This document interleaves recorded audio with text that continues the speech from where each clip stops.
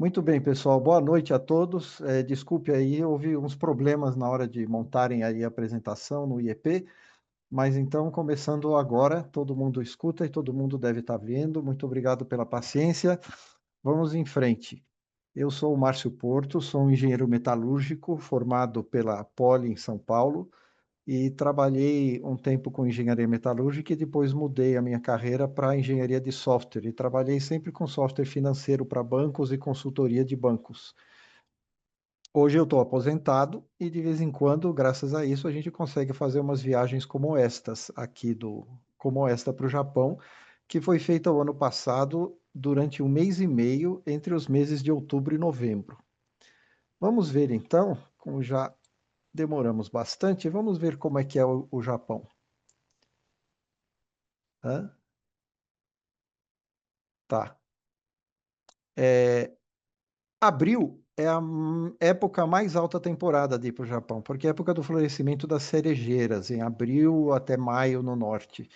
E é muito cheio de turista, sendo que já é cheio de turista o Japão o ano inteiro, o turismo está crescendo exponencialmente.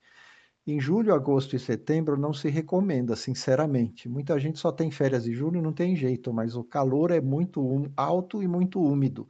Chove muito e setembro, principalmente, é época de furacões, de grandes tempestades que todo mundo tem que ficar em casa e tudo para. Outubro, novembro, o tempo é bem mais agradável, não é tão frio e tem o espetáculo das folhas de outono. A gente escolheu aqui ir em outubro, novembro, então vocês vão ver aqui bastante folhagens de outono, a beleza que é o Japão nessa época. Inclusive, falei com uma prima nossa que mora em Kyoto, ela disse que hoje está fazendo 38 graus em Kyoto, tá insuportável. E, olha, estamos no fim de julho. Pois, continuando aqui, eu mostro aqui em um mês e meio os lugares escolhidos para visitar. Como o Japão é muito grande, é muito rico de coisas, mesmo em um mês e meio é impossível ver o país todo. Eu escolhi ver o centro e o sul do país, que tem um significado histórico muito grande e de natureza também não fica por trás. Temos aqui marcados no mapa, nesses pontinhos, todos os lugares onde eu dormi, onde tivemos alguma hospedagem. Então vamos começar primeiro. Quando você planeja uma viagem para o Japão, é bom saber que brasileiros não podem dirigir no Japão, então não pode pensar em alugar carro. É uma coisa burocrática em que o Brasil assinou a Convenção de Viena e o Japão assinou a Convenção de Genebra e só aceita os países, carteira tirada nos países da Convenção de Genebra. Então, o único jeito de dirigir no Japão é você morar no Japão e tirar a carteira japonesa de motorista, o que não é o caso para o turista. Então, você depende de transporte público, trem, ônibus e assim por diante. E a sua viagem tem que ser planejada de acordo. Este site, japanrailpass.net, é o site da Japan Railway, ou JR. JR é a empresa estatal de trens do Japão que opera a maioria dos trechos intermunicipais no Japão. Existe um passe de ônibus, de trem no Japão que você pode comprar e todas as informações estão nesse site, Japan Rail Pass, que aliás é muita informação para estudar. Para vocês terem uma ideia de preço, um passe que vale para o Japão inteiro para 7 dias, US$ 350, 14 dias, 550, 21 dias, US$ 700, que é o máximo que dá para comprar. Como nós íamos ficar 45 dias no Japão, eu acabei comprando esse passe de 21 dias. Pode parecer muito caro, mas depois eu fui vendo o preço dos trens individuais. Se eu fosse pagar os trens individuais, ia gastar infinitamente mais do que isso. Então, esse é o custo da viagem ao Japão. Porém, se alguém for com um objetivo mais limitado, tipo só o centro do Japão, só o sul, só as cidades principais, existem passes parciais e mais baratos que podem cobrir só o que você quer. Então, estuda bem nesse passe, nesse site de passes que eu apresentei, qual é a cobertura e quais os tipos de passe que existem para você poder escolher melhor. E estuda bem lá as datas de início e fim, como é que eles marcam, o que fazer com passagem grande, como reservar assento. Alguns trens não são cobertos, que não afeta turista, mas é bom saber o nome dos trens que não são cobertos. O Shinkansen, que é o trem de alta velocidade que liga várias cidades, então é um monte de detalhes que vale a pena passar um tempão estudando. E como se compra um passe? No início, eu fui verificar os sites. Você procura no Google, quero comprar o passe do Japan Rail Pass. E aí, se você compra por um site, você vai pagar em dólar pelo cartão de crédito. Logo tem o IOF, que agora está em 3,5%, e tem que esperar um mês para eles mandarem pelo correio um papel físico da sua reserva, o voucher para chegar lá no Japão e pegar o passe. É muito mais fácil, eu descobri depois, graças a uma amiga que deu informação, você ir numa agência de viagem brasileira que tem convênio com a JR e compra em reais, sem pagar IOF, recebe o papel físico na hora. É muito fácil. Eu só liguei, disse que ia e voltei, fui e voltei com o passe na mão. Esse site que eu estou mostrando aqui tem uma lista de todas as agências do Brasil inteiro que vendem o passe da JR. Então tem São Paulo, Belo Horizonte, Curitiba, todas as principais cidades do Brasil têm uma agência que vende esse passe. E o que você recebe na agência é um voucher, na verdade. Chegando no Japão, você vai ao que eles chamam de guichê verde da JR, tem uma foto aqui do lado, Ticket Office, que em japonês é o Midori no Madoguchi. Esse Midori no Madoguchi tem nas principais estações e você lá troca o papel da reserva pelo passe de verdade. Aí você marca a sua data de início e de fim. E esse passe não pode perder, porque ele é insubstituível. Perdeu, tem que comprar outro passe se quiser. Então, cuide muito bem dele, mas é assim que ele funciona. Chegar em Tóquio, voo direto não existe. Já existiu, mas no Brasil não tem. Você sempre precisa fazer uma escala ou pelo leste ou pelo oeste. A passagem que eu achei foi via Los Angeles, mas tem muita passagem via Qatar, pela Qatar Airways, Emirates e coisas assim. Muita gente faz isso. Existem dois aeroportos em Tóquio, o Haneda e o Narita. O Haneda é mais perto do centro da cidade, que fica por aqui, é mais fácil. E o Narita é mais longe, um pouco mais caro ir do aeroporto até o centro da cidade. Mas são duas opções razoáveis. No fim, eu escolhi o Haneda. Mostrando aqui só perto de Tóquio tem a região de Nikko, que nós já vamos ver, e a região do Monte Fuji. Veja como o Monte Fuji é muito perto de Tóquio. Só Tóquio, é essa mancha enorme, tem 150 quilômetros na horizontal por uns 200 na vertical. É um mar de gente. 37 milhões de habitantes. Para você ter uma ideia, São Paulo, aqui que a gente já acha gigantesco, tem cerca de 20 milhões, com todas as cidades em volta. A Grande Tóquio tem 37 milhões de habitantes, que foi justo, por coincidência, a quantidade de turistas que o Japão recebeu em 2024. 37 milhões de turistas. E esse ano já vai, eles estão estimando 42 milhões de turistas no Japão o ano inteiro. Então, o Japão é um destino que está em alta, inclusive porque o ien baixou muito de valor desde há muitos anos atrás. Aí, vamos andar em Tóquio. Este é o mapa do metrô de Tóquio. A hora que eu olhei isso planejando a viagem, falei: Meu Deus, como é que eu me recuso? Como é que eu vou fazer para me arranjar numa barafunda dessas? Pois tudo é possível. Salvei esse mapa no celular e toda hora eu estava ampliando e vendo o que podia fazer. Então não tenham medo desse mapa, ele é possível e manuseável. No fim, a gente já estava bastante esperto, já sabia até muita coisa de cor. Ele tem aqui uma linha circular que circunda o centro da cidade e depois várias linhas que vão para todo lado. Essas linhas de metrô e trem urbano aqui, trem urbano dentro da Grande Tóquio, algumas são gerenciadas pela JR, e aquele seu passe JR serve. Mas a maioria delas são concessionárias, e cada um é uma concessionária diferente. Então, como a gente faz para transitar por tudo isso sem ter que ficar comprando passagem toda hora? Você usa este IC Card. Você compra logo que chega no aeroporto. É um cartão pré-pago, super prático. Você tem que comprar um cartão por pessoa e vale por 28 dias. Conforme a região do Japão, é uma empresa que fornece o cartão, todas com nomes interessantes. Por exemplo, em Tóquio, você pode comprar o cartão da Suica. É a primeira coisa que você faz quando chega no aeroporto. Procura uma maquininha para comprar o cartão da Suica. Aceita seu cartão de crédito. E esse cartão, embora comprado aqui, ele vale no Japão inteiro. Qualquer cartão vale no Japão inteiro. Só que o nosso cartão Suica acabou quando eu estava aqui embaixo, no sul, na Ilha do Sul, que é outra. Então eu não consigo comprar outro cartão, eu não consigo carregar o cartão Suica em outra região. Eu tenho que comprar o cartão da região. Aí, como estava sem saldo no Suica, não podia mais usar, e eu comprei um cartão Sugoca, olha só os nomes. E aí eu carreguei o Sugoca e depois, quando eu voltei para cima, para Kyoto, Tóquio, eu fiquei usando o cartão Sugoca e deu tudo certo. Tá. IC Card quer dizer Integrated Circuit Card. É um cartão com circuito integrado dentro, que você encosta, como os nossos cartões de crédito e débito hoje em dia. E essa é a maquininha que vende o cartão. É fácil identificar, mesmo para quem não sabe japonês, porque está escrito IC. Se você vê IC Card, é aí que você compra, é aí que você recarrega, põe saldo no seu cartão. E o fato de estar tudo escrito em japonês não tem problema, porque você pode escolher a língua ainda entre inglês, coreano e chinês. Então, se você clicar no English aí, todas as instruções são em inglês e é muito fácil carregar o seu cartão. Se você preferir chinês e coreano, opção sua. Pois, é muito importante a educação no Japão, porque os turistas costumam se comportar muito mal. Então, existem alguns cartazes espalhados por aí dizendo: jogue o seu lixo no cesto de lixo. Embora não exista no Japão cesto de lixo, é raríssimo você encontrar o cesto de lixo. O que você tem que fazer é guardar qualquer lixo que você produz e jogar na sua casa. É interessante também não falar alto, não rir alto, eles são muito contidos e se você não quer ser encarado como um bárbaro, comporte-se como eles. Seja sempre muito contido, fale muito baixinho, principalmente em público.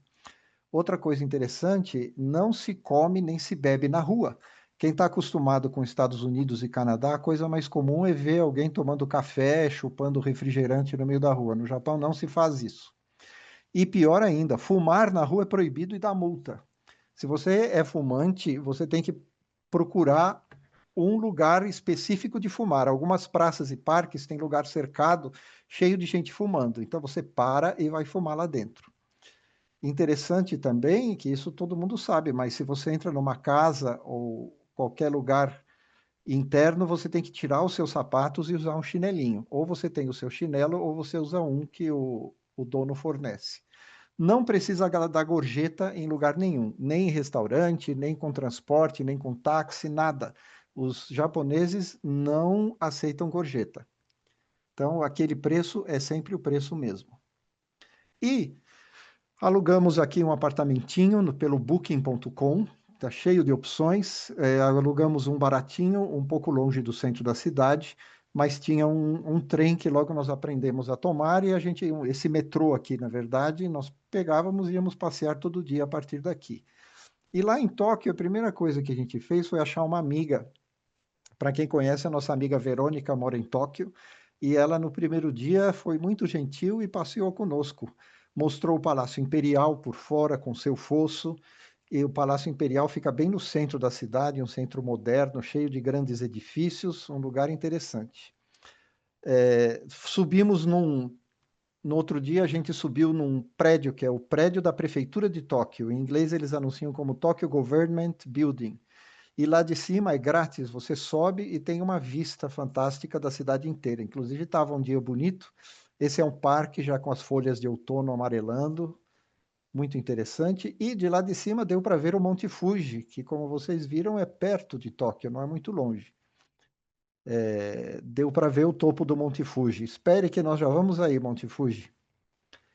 Este é o bairro Ginza, que é um bairro moderno, com grandes prédios, arquitetura moderna e lojas e centro financeiro, bancos, marcas chiques. É muito interessante passear por ali para ver o Japão moderno. E num prédio nós achamos esse bicho andando de um lado para outro, piscando luzinha e com câmeras apontando para todo lado. O que era isso? É um robô de segurança. Então, a segurança é feita por robôs que ficam com câmeras olhando todo mundo. E aí os guias dizem, vá passear na Takeshita Dori, que é a rua Takeshita. A rua Takeshita seria um lugar de juventude, de pessoas que gostam de anime, de pessoas fantasiadas, cosplay e coisas assim. Só que a gente chegou lá num belo dia à tarde e o que tinha era nada disso, era 1 milhão de turistas se espremendo para andar na rua. Então a gente entrou aí e falou: bom, já que estamos aqui, vamos conhecer o que tem. Nada de cosplay, nada de gente, só gente autêntica, só turistas. E aí você vai vendo as lojas, tem coisas desse tipo. Veja, roupas de. Essa aí não é o nosso estilo de roupa, né? Então a gente ficou lá um pouquinho, deu meia volta e foi embora. Este é outro ponto turístico obrigatório da cidade, que é o Shibuya Crossing, o cruzamento de Shibuya, que é um lugar onde passa muita gente com esse cruzamento em diagonal aqui, e a gente subiu num prédio do lado, e tirei esse vídeo em alta velocidade para mostrar. Nesse dia não tinha muita gente até. Eu já vi vídeos pesquisando que tem muito mais gente, era muito mais divertido. Porém, foi o dia que a gente foi. Então, eu ainda falei, queria ver isso aí com muita gente. Então, nós fomos de noite. Descemos na estação de metrô, que fica bem na saída de uma estação de metrô, e vimos isto. Uma multidão de gente. A gente olhou aquilo e falou: eu não vou cruzar, não vou entrar no meio dessa turba enorme aí só para cruzar o cruzamento. Então, este é o problema de Tóquio e Kyoto, principalmente. Excesso de gente, excesso de turistas. E vai ver, tudo isso é turista, quase tudo isso é turista, todo mundo quer ver as mesmas coisas. Pois demos meia volta.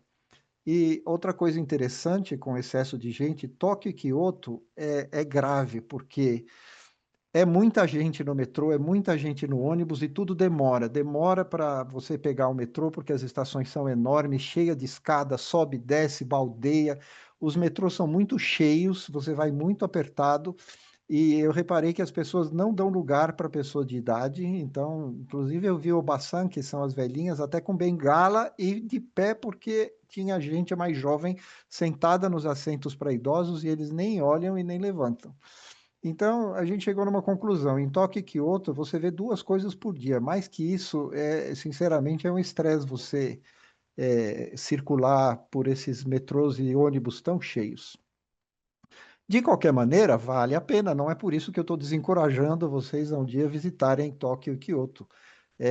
Veja só, lojas. A gente vai e não compra nada, mas circular por uma grande loja de departamentos é uma coisa impressionante, com esses enormes cartazes com os kanjis, que são os caracteres japoneses, e todo tipo de coisa vendendo, roupa. Esse, por exemplo, são uma loja de eletrônicos, andar de fotografia. São gigantescas, cheias de andares. Essa é uma outra loja muito gracinha, que é a Itoya, é uma papelaria famosa. Nós fomos lá para ver a loja. A gente não compra nada, mas é como se fosse ver um museu. São 9 andares, acho, de coisas de arte e papelaria, mas é maravilhoso. Você olha essas coisas e fica olhando a variedade e as coisas. É um passeio, portanto, passear pelas lojas de Tóquio. Escolha o tipo de coisa que você gosta e dá uma olhadinha numa grande loja. Tinha um senhor consertando caneta tinteiro, olha só. Esse é o especialista, as pessoas deixam caneta tinteiro lá e ele fica até com lente no olho, como se fosse um relojoeiro, consertando as canetas. Muito curioso.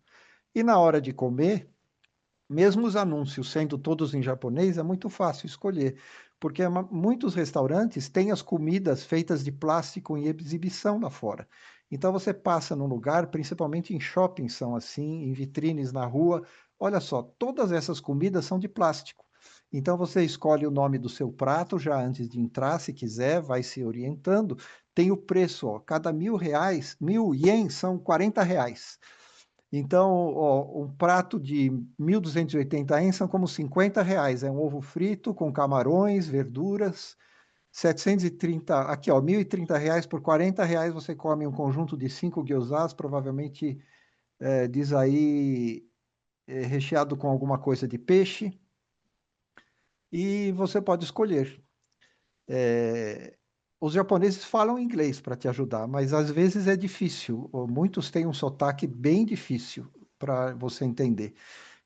Mas com paciência, todos têm muito boa vontade.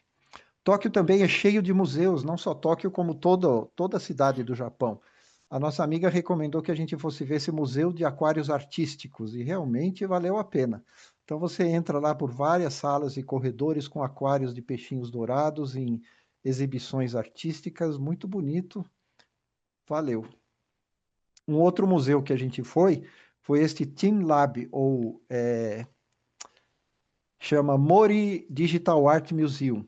São corredores com exibição de luzes. Então vão passando luzes na parede, e você no meio dessas instalações todas. É muito interessante, muito curioso, bem original. Nunca vi um museu assim. É muito Ó, bonito mesmo. Esse aqui, inclusive, é extremamente famoso. Você precisa comprar ingresso com um mês de antecedência, com dia e hora marcado. Eu comprei já do Brasil, porque indicaram e a gente foi ver esse museu. Muito bonito mesmo. E quando chega novembro, todo o Japão tem espetáculos de iluminação de Natal. Eles chamam de Illumination. Illumination, você escuta isso, é iluminação de Natal. Então a gente foi ver, por exemplo, a iluminação de Natal desse bairro chamado Roppongi, que tem uma iluminação de Natal muito famosa. Isso aqui é observação por uma passarela, a gente olhou lá em cima, estava muita gente, conseguimos dar uma olhada. Ah, vamos lá embaixo, que parece mais vazio, vamos passear por entre as árvores iluminadas. Só que você vê que aí embaixo era uma avenida de duas mãos com muito trânsito. Na hora que fecha o farol de pedestres, todo mundo, todos os turistas correm para o meio da rua e ficam desesperadamente tirando fotografia das árvores alinhadas, porque dali dá para tirar uma foto bonita. E 30 segundos depois o farol abre, porque é só para pedestre, e esse guardinha aí fica berrando, toca o apito, pri, pri, pri, berra, saiam todos daí, o sinal abriu, vão embora, já. E os turistas indo. É claro que sempre sobram um ou dois teimosos no meio da rua, ele tem que ir lá e berrar no ouvido com aquele alto-falante a todo vapor. Daí os carros passam. Daí é um minuto, o sinal fecha e corre de novo um monte de gente no meio da rua. E o tiozinho berrando de novo quando abre, tocando apito. Olha, acho que esse é o pior emprego do mundo. Eu não aguentava 2 horas com esse emprego aí. Eles devem fazer uma escala de um dia por uma semana, não é possível. Mas enfim, já que a gente estava lá, na hora que fechou o sinal, corremos para o meio da rua e o que se vê que é tão famoso pelo jeito, eu nem sabia, é isso aí, você vê a torre, uma torre iluminada, a torre certo. de Tóquio iluminada, com essas árvores iluminadas atrás. E assim foi. Olha aqui a Sueli, minha esposa, tirando a fotografia dela do celular, enquanto os ônibus parados ali esperando o sinal abrir. Muito curioso. E olha só o resto da iluminação. Os japoneses sabem fazer iluminação de Natal muito bem. É maravilhoso. Você vai andando por ali, lugares mais tranquilos do que aquele ponto famoso, que eu nem sabia que aquele ponto era tão famoso, mas saindo dali você aprecia. Tem também esse Ebisu Center. Esse Ebisu é iluminação mais avermelhada, dá para fazer vários passeios aqui. A gente foi aí uma noite muito lindo. Então, novembro, dezembro no Japão, não percam iluminação de Natal em todos os pontos. Aqui é uma famosa alameda com esse nome Meiji Jingu Gaien, que é um jardim externo do templo Meiji com árvores de ginkgo biloba. A árvore de ginkgo é famosa porque as folhas ficam maravilhosamente amarelas quando chega o outono, e essa alameda já estava toda amarelada. A gente Ó, chega ali e ainda por cima tem duas filas de árvores fazendo túneis, uma de cada lado da rua. Você vê que tem um monte de gente, mas não deixa de ser bonito, vale a pena o passeio. É maravilhoso, e inclusive a atitude das pessoas, as fotos que eles tiram, fiz um monte de foto das pessoas ali no meio. Elas são um espetáculo à parte. Não só as árvores, mas as pessoas apreciando as árvores também. Muito legal. Outro lugar lindo de ver folhas de outono em Tóquio é um parque chamado Showa Memorial Park. Fomos lá e olha só, tudo vermelho e amarelo. Fomos num fim de tarde, iluminado pelo sol poente. O parque estava maravilhoso. Inclusive a temperatura estava agradável nesse dia com o sol, nem estava tão frio. Dá para passar o dia nesse parque andando. E ele também tem uma famosa alameda de ginkgo, com um túnel de ginkgo cheio de folhas no chão e as pessoas apreciando, até com menos gente do que aquela outra que a gente foi. E quando escurece, as árvores de ginkgo são iluminadas e fica um espetáculo muito bonito mesmo. E vamos falar de religião. Os japoneses têm duas religiões ao mesmo tempo e seguem as duas, que são o shintoísmo e o budismo. Cada uma no seu canto. Este é um templo shintoísta, por exemplo. E, por sorte, a gente pegou a época do festival Shichigo-san. Shichigo-san significa 753, são números. Por quê? É uma época em que os japoneses levam as crianças que têm 3, 5 e 7 anos para o templo para receber uma bênção do monge. Então eles entram lá no recinto do monge, o monge dá uma bênção e é tradição ir para o templo, visitar o templo com roupas tradicionais ou super chiques.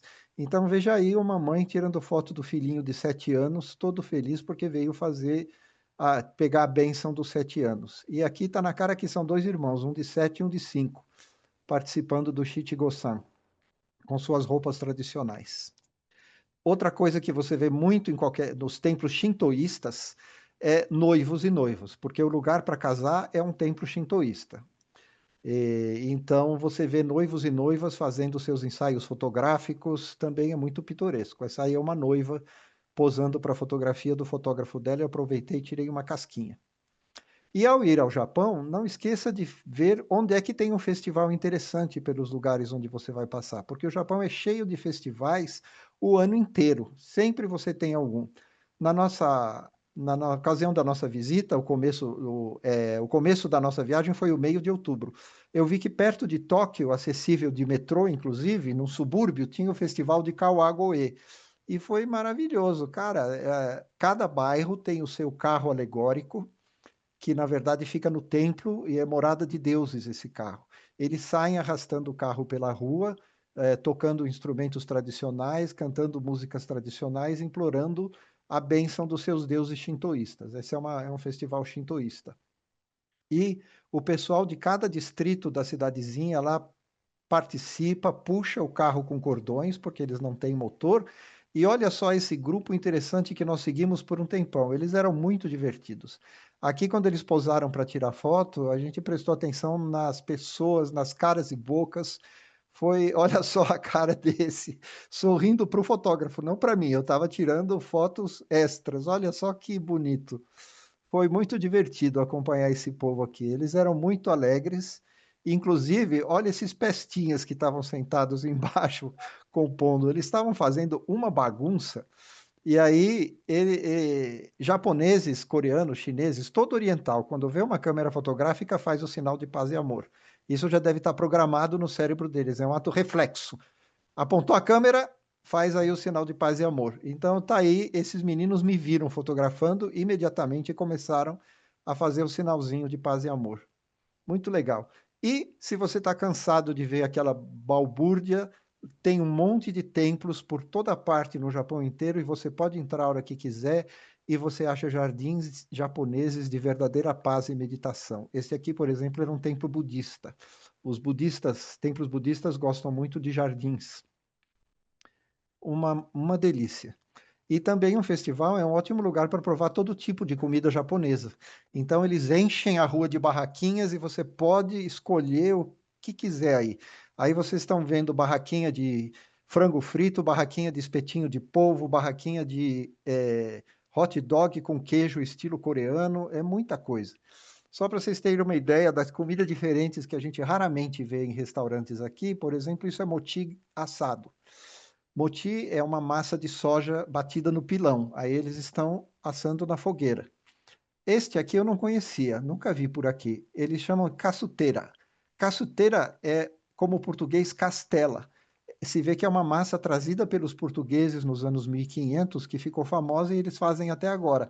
É uma massinha de doce de farinha de trigo que eles assam e você compra um saquinho dessa castela. A gente comprou um saquinho para experimentar. Outra coisa que eu já comi aqui no Brasil, é comum entre os japoneses daqui, são pepinos que você mergulha, come mergulhando num molho de miso. Faz uma misturinha com miso e come como tempero em cima do pepino cru. Lá eles vendem um pepino no espetinho. É muito gostoso isso. Então a cozinha japonesa é infinita. Isso são okonomiyaki. Okonomiyaki é uma panqueca em que você põe verdura, carnes ou o que quiser dentro. O nome é isso, é uma panqueca do que você quiser, okonomiyaki. A tradução é exatamente essa, ao seu gosto. Então eles fazem lá sempre na chapa. O okonomiyaki é feito numa chapa e você pode comprar para comer.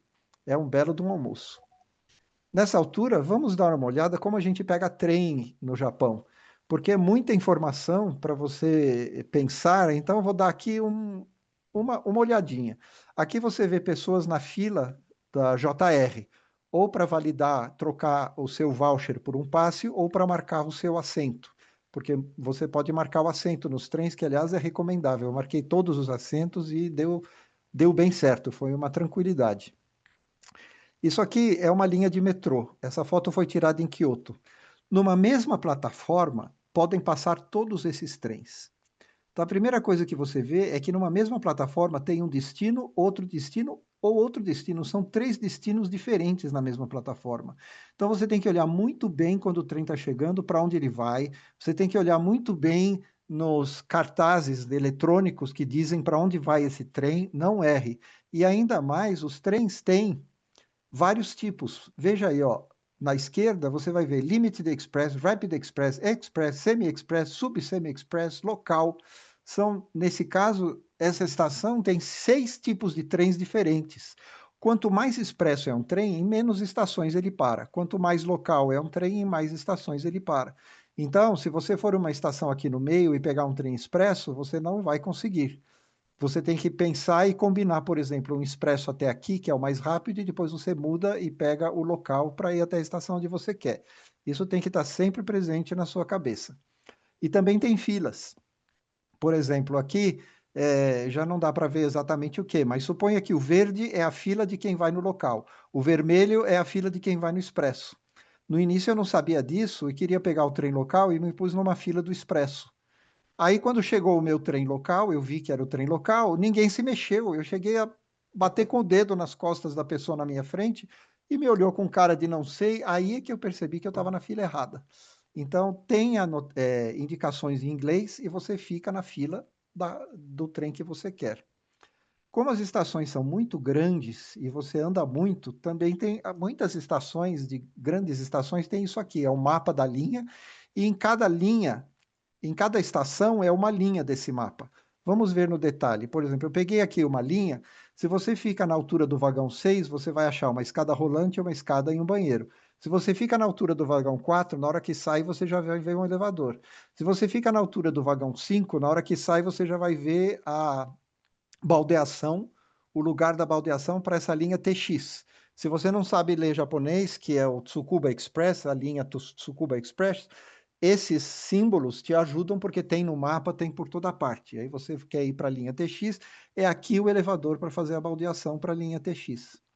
Então você já se coloca no lugar certo, porque a hora que abre a porta do trem é um dilúvio de gente indo para um lugar do outro. Se você parar no meio para pensar para onde você vai, é atropelado. Então, quer dizer, não é atropelado porque eles são educados, mas você sabe que atrapalha. Então é bom você já se ficar no lugar certo. E como tem muita escada, nós estávamos toda hora procurando ou escada rolante, que é o escareta, ou elevador, que é o erebeta. Então a gente chegava numa estação e falava, escareta ou erebeta? Não quero subir escada, escareta, erebeta. Toda hora escareta, erebeta. Então a gente fica aqui no vagão 4 e pega o erebeta e sobe de elevador sem precisar subir muita escada. Isto é um exemplo de cartaz do Shinkansen. Shinkansen, que é o trem de alta velocidade que liga as várias cidades de maior distância, tem nome, cada trem tem um nome e um número. Então, tem o trem do tipo Hakutaka, que é o tipo de trem, e esse é o trem número 567. Então, o seu trem pode ser o Hakutaka 567, pode ser o Toki 325, e ele sempre avisa. Na sua passagem, está escrito qual, se você reserva assento, está escrito qual é o trem que você tem que pegar, porque o assento é reservado para aquele trem e para aquela hora. Se você não reserva assento, você só precisa ter certeza de que o trem vai para onde você quer e que ele para na estação que você quer, porque pode ser expresso e não para na sua estação.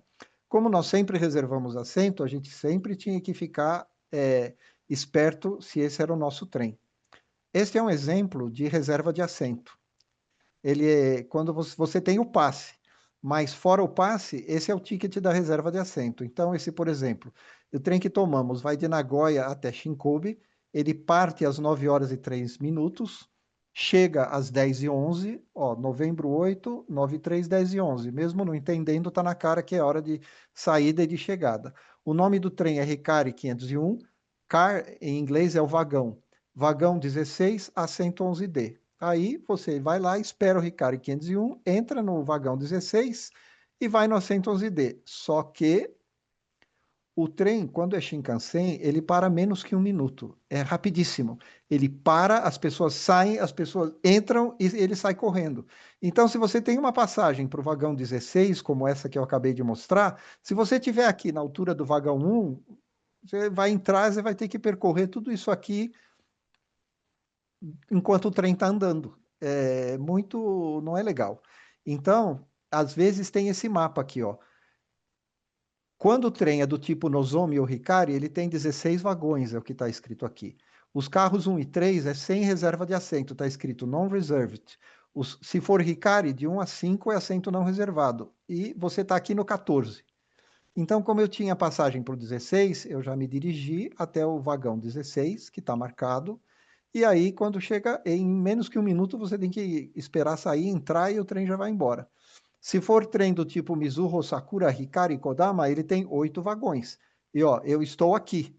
Ou seja, se eu tenho que pegar esse trem, eu vou perder o trem, porque talvez não dê tempo de correr com tanta gente até os vagões que você quer. Então, essa é outra coisa para prestar atenção quando pega um Shinkansen. Aqui está um Shinkansen parado na estação. Ele tem o nome do trem e tem o destino e o vagão número 15. Ele fica piscando em japonês e inglês, em japonês e inglês. Então, às vezes chega o trem piscando em japonês, você vai, em inglês logo, eu quero saber o que é isso. Então tá, espera o inglês, em menos que um minuto aparece e você entra. Este é um exemplo de horário de trem, para você saber os horários. Então, aqui, hora e minutos é fácil, mas o que significam esses cores? Ó, aqui diz embaixo, tem que ter paciência de procurar a explicação. Amarelo são os trens Kagayaki, vermelho são os trens Hakutaka e azul são os trens Tsurugi. Então, tá escrito aqui, tá explicando cercado por uma bolinha é a plataforma e assim você consegue ter todas as explicações e saber para onde tem que se dirigir. Só que às vezes, por exemplo, este era a tabela de horário do teleférico que foi para Koyasan. A gente pegou o teleférico, não, funicular, o trenzinho funicular para Koyasan. Não estava escrito em inglês, nada. Só que isso é um detalhe importante para você saber os horários e saber o que você tem que esperar. Aqui está escrito que esta é a tabela de horário para dias não úteis. Então, todo mundo que vai para o Japão, se não entende japonês, tem que ter o Google Translate instalado no celular e um chip da Vivo, um chip, vários tipos de chip internacional, para você apontar aqui e se está escrito só em japonês, não esqueça de decifrar tudo, porque aqui pode ter alguma informação extremamente importante. Por exemplo, esta aqui, que esta é a tabela só para os dias não úteis, sábado, domingo e feriado. Outra coisa é a mala. Se você pega um Shinkansen, o bagageiro do passageiro é enorme. Você consegue pôr uma mala de tamanho normal aqui dentro. Só que se você tem uma mala muito gigantesca, você tem que comprar lugar para sua mala num armário especial para malas grandes que tem no trem. Então preste atenção nisso. Mala muito gigantesca, comprar ingresso. Agora, viajar de Shinkansen com mala não está com nada, porque os japoneses têm um serviço maravilhoso de transporte de malas, chamado Takyubin, com dois Ks e dois Us. O Takyubin, você vai numa loja de conveniência, 7-Eleven. Todas as lojas 7-Eleven, que são muito frequentes, por toda parte tem loja 7-Eleven, servem como um guichê do Takyubin.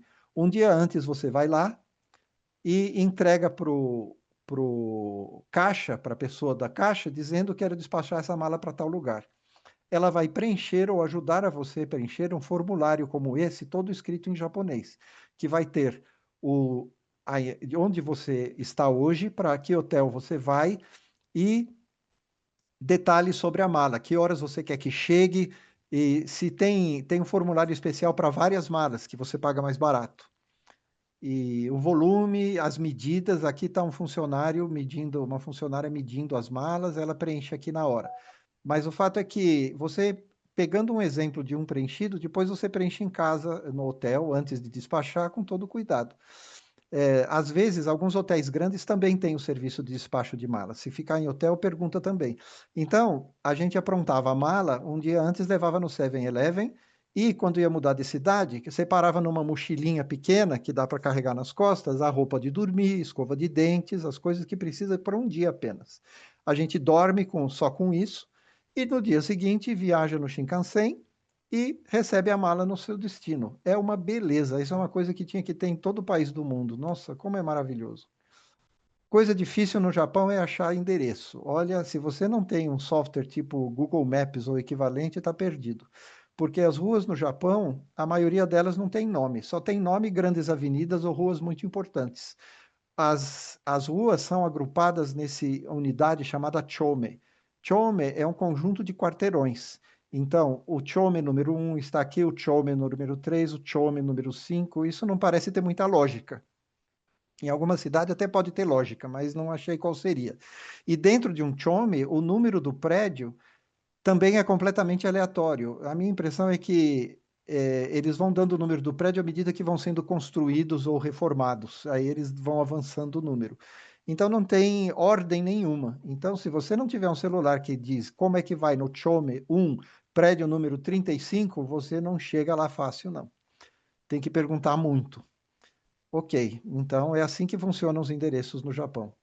Outra coisa interessante é que num hotel comum, um hotel mesmo, hotel de negócios, hotel turístico, os quartos são extremamente pequenos. Então é por isso que é bom viajar no Japão minimizando o que puder. Esse é um exemplo de um hotel APA, que é um hotel barato, bastante comum, que a gente ficou várias vezes. A minha envergadura mede 1,84 m. Como vê, o quarto é um pouquinho maior que isso só. Outra coisa, quando entra num banheiro, quando o banheiro é compartilhado, tem umas sandálias especiais. E daí, quando você abre a porta do banheiro, não leve um susto, mas pode ser que a tampa se abra sozinha. Ha! É a tecnologia de vaso sanitário japonesa. Além disto, 99% dos assentos sanitários do Japão tem um, um caninho que sai, você aperta o botão. Se você aperta esse botão, está escrito aqui Oshiri, que é o bumbum. Aí, se você fez o número 2, você aperta esse botão do Oshiri e sai uma cânula de trás do vaso sanitário por baixo e injeta água para cima e você é lavado automaticamente. Se você é mulher e fez número 1, tá na cara, aperta aqui que está escrito bidê e você lava no lugar certo. E você pode controlar a pressão da água alta ou baixa, pode controlar a temperatura da água alta ou baixa, e ainda mais, uma maravilha para quando está frio, como nós fomos no outono, estava sempre friozinho. O assento pode ser aquecido em temperatura alta ou baixa. Então você senta lá num assento aquecido, é uma maravilha. Você ia falando, eu precisava ter isso aqui em cidades frias como Curitiba, por exemplo, isso faz uma falta imensa. Então é assim que funciona. E na maioria das vezes, está escrito em japonês, toire, que vem do inglês toilet. Então, saibam que isso aqui, se você está visitando um templo, alguma coisa, se não está escrito em inglês, ou se você não pergunta, é assim que escreve banheiro em japonês. Aí você segue lá e encontra. Mas vamos sair de Tóquio e viajar pelo primeiro lugar fora de Tóquio, que se chama Nikko. Como aqui a gente começou às 7h30, quase 7h30, com tanto atraso até resolver tudo, eu vou no máximo até 8h30, tá? Eu prometo acabar às 8h30. Então tenham paciência, vamos passear mais um pouquinho. Nikko é um lugar muito bonito, extremamente interessante, perto de Tóquio, que dá para ir e merece ficar vários dias. Só um bate e volta é muito frustrante, porque tem muita coisa para ver. Ele não é coberto pelo passe da JR. A gente comprou ele vai pela Tobu Railway, que é uma outra concessionária. A gente comprou um passe de 4 dias, que inclui ir para Nikko de trem, voltar de Tóquio e ainda todos os ônibus aqui em toda a região. Precisa de ônibus porque na parte baixa tem os palácios e os templos, a grande cidade, os palácios e os templos, mas tem uma parte alta aqui que tem umas vilazinhas espalhadas, mas com montanhas maravilhosas, como vocês já vão ver. E as linhas de ônibus conectam todos os pedaços. Vamos começar pela parte baixa de Nikko para ver vamos ver os templos que tem ali. Você pega um ônibus para os templos e essa é a ponte Shinkyo, a ponte divina, é o ponto principal para visitar os templos. Todo mundo desce aqui e começa uma trilha que sobe montanha e começa a aparecer um templo maravilhoso depois do outro. De todos os templos que a gente viu no Japão, esse é o conjunto mais bonito. Então, se você quiser ver um conjunto de templos no Japão, esses de Nikko são os melhores, os imperdíveis. É muito colorido, tudo isso feito com encaixe de madeira sem prego. Esses elefantes são famosos porque o escultor, na época, nunca tinha visto um elefante. Ele esculpiu com base na descrição de alguém que viu um elefante. Então, isso é apontado como uma grande curiosidade. Olha só o conjunto de templos como é bonito e era um dia de chuva. Visitamos isso aqui tudo com uma bela de uma chuva e mesmo assim é tudo brilhante, colorido, bonito, é um outro mundo. Muito maravilhosos esses templos de Nikko. E tudo com encaixe de madeira. Excursões de escolares, muito turista, claro, mas isso não diminui o impacto desses templos. É realmente muito bonito. E tem árvores, musgo por toda parte, também a natureza em volta dos templos é maravilhosa. Este é um cara dos mais importantes da história do Japão. Vale a pena estudar um pouquinho da história antes de ir. Essa é a tumba do Ieyasu Tokugawa. Durante alguns séculos, o Japão foi dividido em feudos, cada feudo com o senhor feudal e seus samurais, que eram seus soldados, e viviam em guerra entre si. Isso é chamado na história japonesa como a época dos feudos em guerra, Sengoku Jidai. E aí chegou esse Tokugawa, lá pelos anos 1600, e conseguiu, durante sua vida, unificar, submeter todos os feudos a si mesmo. Ele se tornou o governador do Japão, que foi unificado, não tinha mais guerras, os samurais ficaram sem emprego e começou uma era de prosperidade chamada a Era Edo. Inclusive porque ele escolheu como capital uma vila de pescadores que não tinha nada. Algo como a nossa Brasília da época. Vou fazer a minha capital num lugar onde não tem nada. Pegou a vila de Edo, de pescadores, e transformou numa grande capital que hoje é Tóquio. Então, esse cara é super importante. Os japoneses vêm visitar essa tumba e prestam muitas homenagens. Vamos às montanhas de Nikko. No passe da Tobu Railway, da direita, há um passeio de barco pelo grande lago Chuzenji que tem ali. Olha só que lindo estava com as folhas de outono cada vez mais fortes. Cachoeiras, você visita essa cachoeira enorme por cima, por baixo, muito bonito. Tem essas cachoeiras menorzinhas que se chamam Ryuzu, vai de ônibus um pouco mais longe, o riacho não é tão grande, mas as folhas de outono em volta do riacho estavam um espetáculo. Como é muito alto, estava tudo muito outonando. Realmente maravilhoso. Nós nos divertimos passeando aqui por essas cachoeiras, fizemos uma trilha.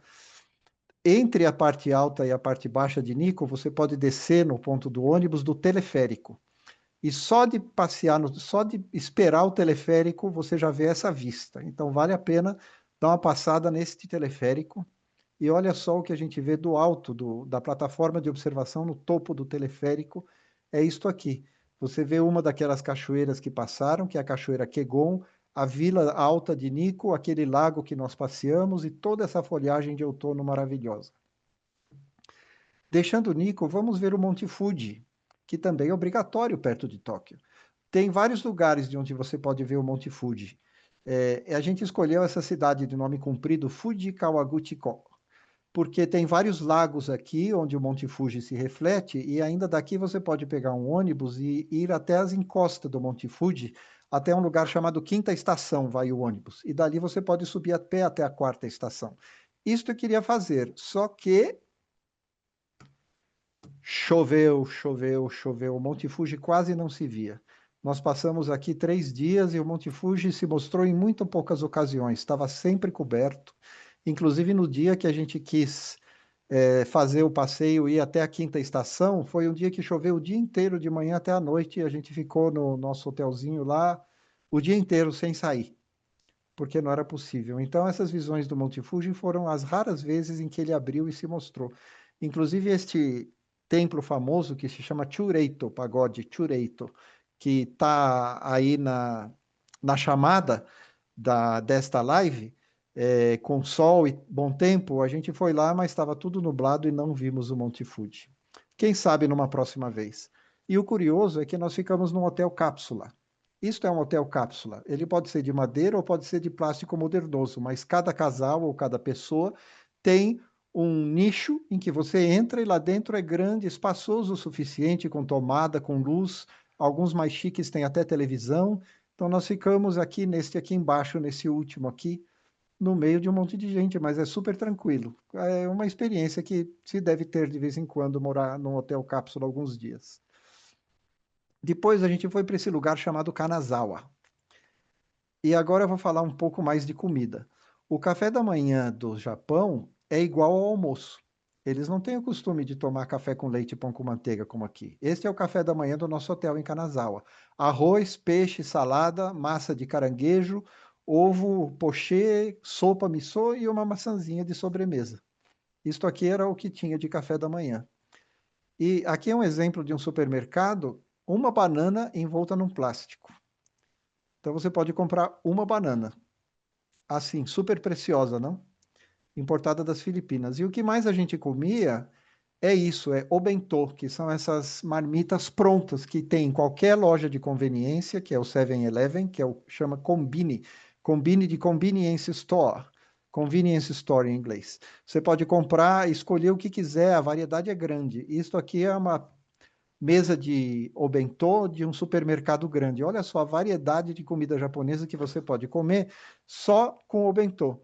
A gente gastava tipicamente uns R$ 50 por refeição por pessoa, comprava um para cada um ou três para dividir, guarda na geladeira, se a sua hospedagem tem geladeira, e come no dia seguinte, esquenta no micro-ondas. Quando você compra um bentô desses, a caixa sempre vai perguntar: atatameru? Atatameru quer dizer, você quer que esquente? Se você quiser, ela esquenta para você no micro-ondas e você come. Só que lembre, não pode comer na rua. Você tem que entrar no seu quarto, no seu alugado, no seu hotel, que seja, e comer dentro do quarto. Jamais coma na rua. Kanazawa tem um castelo interessante, nós só visitamos por fora, e um jardim maravilhoso em volta. E aqui é interessante, uma excursão de escolares, uma excursão de Chibiko, que é o nome que significa uma criança pequenininha. Então nós ficamos observando o comportamento, as brincadeiras, as correrias dos Chibiko lá, foi muito legal. Como estava uma chuva intermitente, precisávamos de guarda-chuvinha de vez em quando.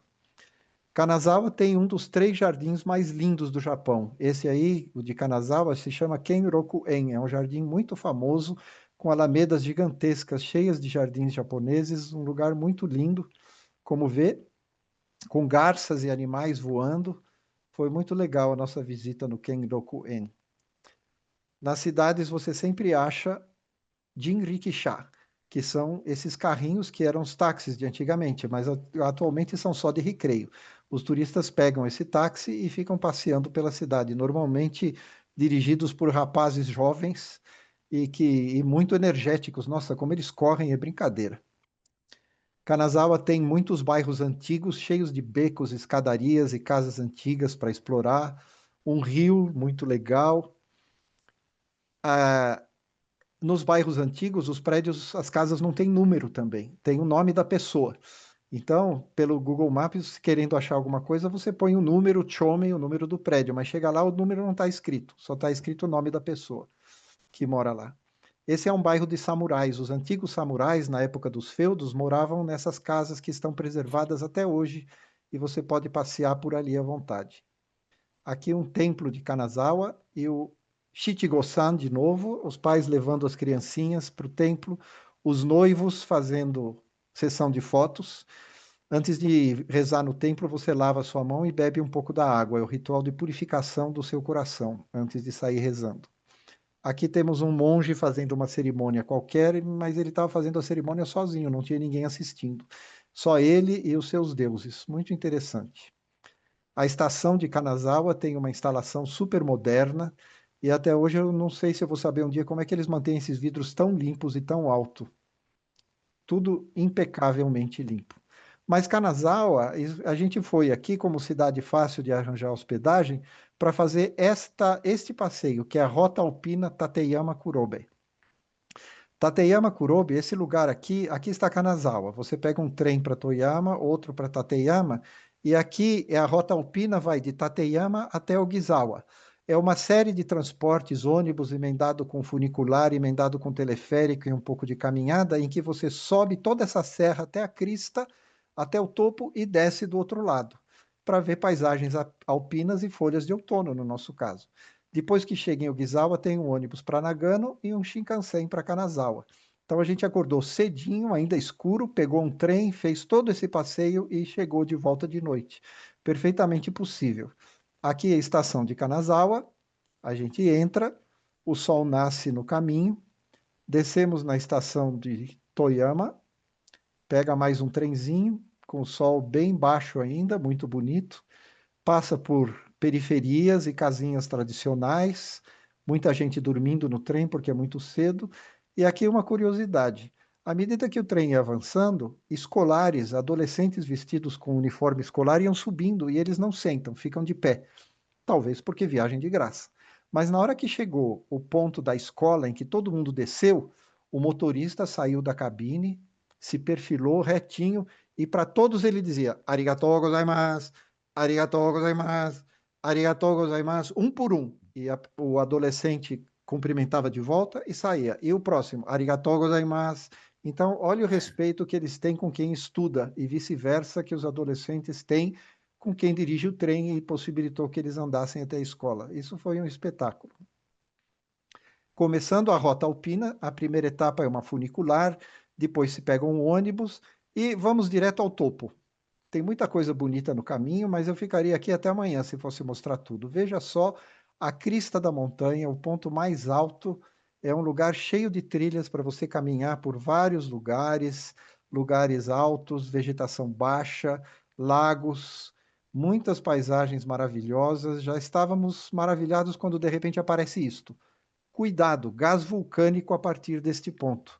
Realmente, a partir daqui começava um cheiro de enxofre bastante forte, porque lá embaixo tem esse vale cheio de fumarolas vertendo enxofre e fumaça de mau cheiro no ar. Você passa por ali e fica quanto tempo quiser, mas não dá para aguentar muito tempo, não. É bastante enxofre e fumaça subindo, sai do chão a fumaça. Você vê que essas montanhas são todas vulcânicas. Mas longe disso tem um hotel. Então, quem quiser pode se hospedar, passar uma ou duas noites lá em cima, deve ser bem legal. Aí não tem. Do outro lado, depois de outros pontos, é bonito aqui, foi extremamente lindo quando a gente desceu de teleférico para o Kurobe Dam. Dam é, em inglês, uma represa. Portanto, estamos descendo de teleférico no sentido da represa Kurobe.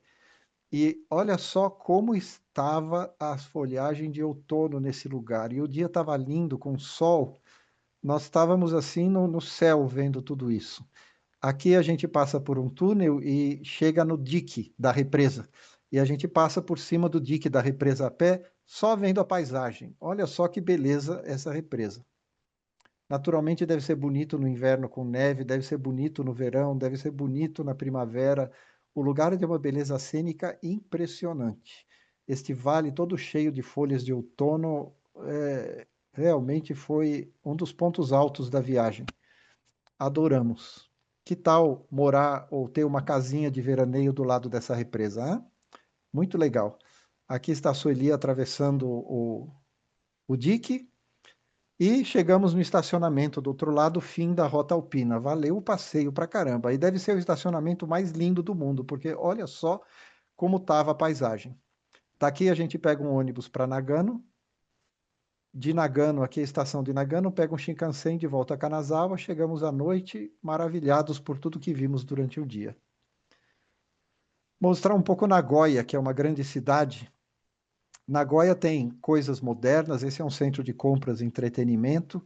Tem um castelo bonito que está em reforma, não se pode entrar, mas os jardins em volta são com as visões do castelo, estava muito bonito. Isso, inclusive, era domingo, as pessoas estavam passeando aqui com espírito dominical, todo mundo relaxado.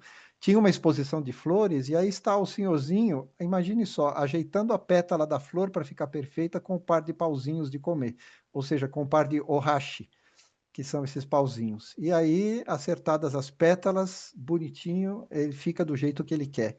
Veja onde chega a perfeição dos japoneses. Arte é arte. E, de repente, apareceu ali num palco as meninas fazendo uma exibição de Shodo. Shodo é a arte da caligrafia japonesa. Elas chegaram e começaram a desenhar num grande papel esticado no chão mensagens de amizade, amor, mensagens de otimismo, mas elas querem fazer tudo com letra bonita, seguindo as técnicas e a arte do Shodo. Inclusive, olha só o tamanho desse pincel para escrever caracteres de grande tamanho. Ela punha isso num balde de tinta e escrevia no chão. E depois que acabaram o seu trabalho, levantaram tudo para mostrar o que fizeram. Aqui estão as meninas orgulhosas na frente do seu trabalho. Diz aqui do lado que elas eram de uma escola secundária, colégio. E, claro, o fotógrafo oficial foi tirar foto, elas puseram os dois dedinhos, que não pode deixar de ser. Inclusive, algumas com as dois braços, fazendo os dois dedinhos. Muito legal foi, adoramos essa demonstração. Aqui temos um prédio alto para ver a vista da cidade de Nagoya. E aqui a gente teve uma visão panorâmica do castelo e seu parque todo em volta, muito interessante. E outra coisa imperdível em Nagoya é este lugar chamado Nabana no Sato. É um jardim botânico com flores, cheios de flores. E assim a gente chegou lá no fim da tarde, passeou muito pelas flores, tem até Vitória Régias, mas o legal é que quando escurece, milhões de luzes de LED se acendem. E você fica passeando por uma paisagem surreal, iluminada de cores e formas, tudo iluminado por LED. Olha só como fica bonito, é um espetáculo. Tecnologia japonesa é uma coisa fantástica. Um dia alguém podia fazer isso aqui e atrair 1 milhão de turistas, igual lá. O ponto alto desse parque é essa instalação com o Monte Fuji, todo coberto de luz e que fica mudando de luz e projetando formas e coisas escritas. Olha só o espetáculo. Todo mundo se junta aí quando é hora de acender o Monte Fuji e até ele tem uma erupção de luz em cima. Muito legal, impressionante isso. Foi também outra noite maravilhosa em que a gente circula por túneis de luz, uma coisa fantástica. Olha só que beleza.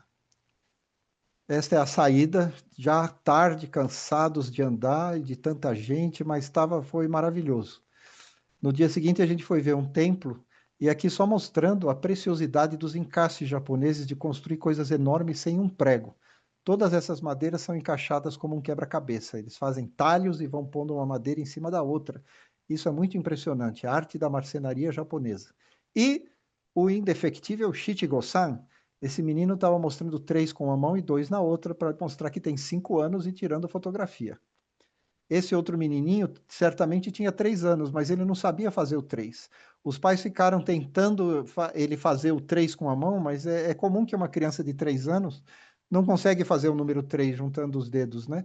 Então ele tiraram uma foto dele mostrando cinco mesmo. Muito bonitinho. Aqui outros visita ao templo e o nosso principal motivo de ir para Nagoya foi ver um concerto desse pianista. Esse Christian Budu é um pianista brasileiro, é conhecido nosso. E ele é um grande pianista, acho que é um pianista mais em evidência atualmente no Brasil, e ele ia dar um concerto em Nagoya. Lá fomos nós então, botamos Nagoya no roteiro e estivemos lá no dia do concerto dele.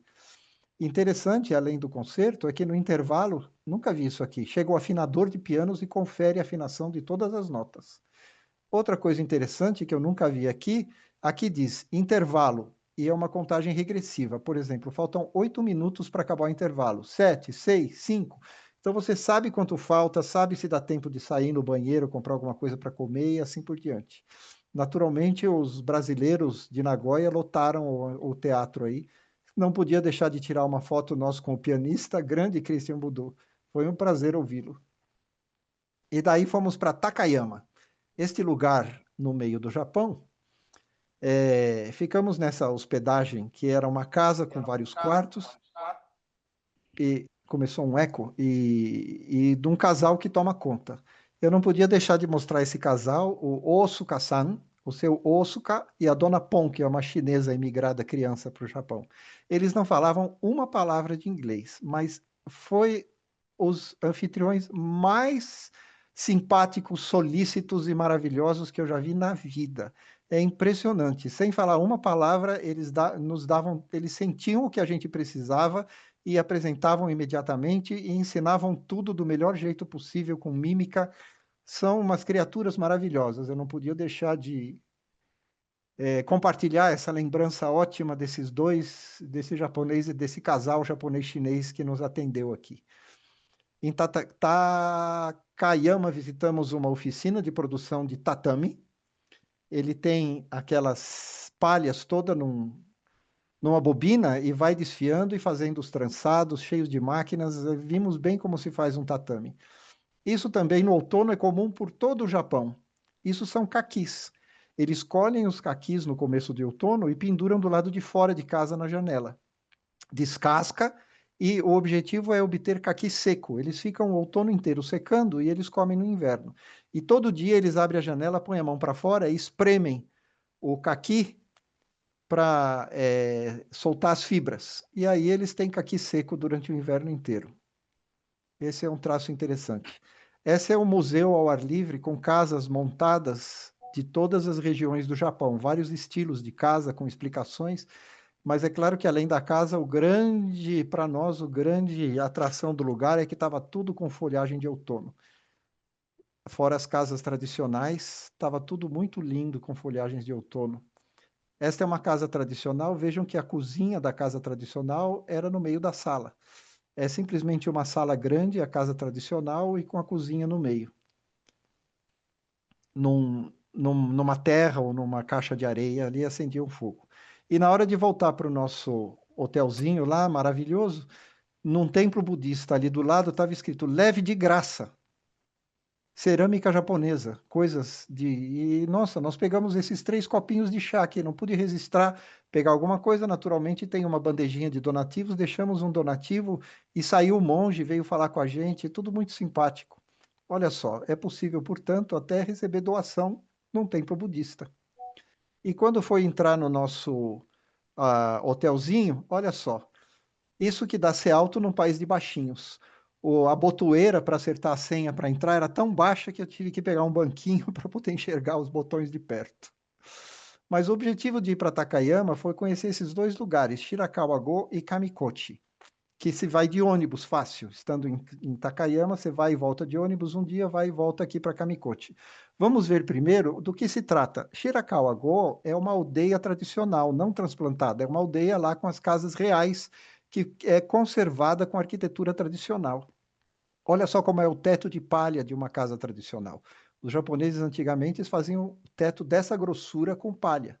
E estava um dia lindo de sol, e não tinha muito turista, tinha gente lá, mas não era demais. Foi um dia extremamente agradável passeando por essa aldeia, que tem gente morando, tem gente plantando. E aí eu fiquei sabendo, tem hotelzinhos, dá para dormir aqui. Isso, por exemplo, é uma hospedaria. Isto aqui é um sino de um templo. Olha como eles tocam o sino. Os sinos no Japão não têm badalo. Eles têm um grande tronco e daí eles empurram o tronco para bater no sino. Continuando nossa visita, fomos para Kamikochi no dia seguinte. Já é uma paisagem alpina. São altas montanhas que estava tudo com folha de outono e aí nós fizemos uma trilha muito agradável no meio dessa natureza toda. Olha só a paisagem, as árvores, os cedros japoneses, os laguinhos, represinhas no meio do caminho, o rio azul maravilhoso, até esse lago chamado Myojin. Esse ponto final da nossa trilha e tem um templo no meio do lago, onde os japoneses vão rezar, deixar a sua oferenda, só isso aí já é um templo. Eles referenciam muito a natureza, então isso aí, no meio da natureza, para eles é o máximo. Uma coisa tão simples e tão significativa. O lago de cor verde transparente, maravilhoso.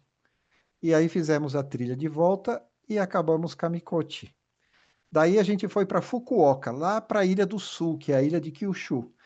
A gente pôs Fukuoka no roteiro porque ali mora um grande amigo nosso que é casado com uma japonesa. Então eles foram muito gentis e levaram a gente a ver vários lugares de Fukuoka. Isso aí se chama, na Fukuoka moderna, Fukuoka Tower, que você compra o ingresso e sobe de elevador até lá um deck de observação. E olha que interessante, este é o elevador, tem teto de vidro, e à medida que ele sobe, você vê toda a estrutura de metal do prédio passando na sua cabeça. Lá de cima, você tem uma visão da cidade de Fukuoka.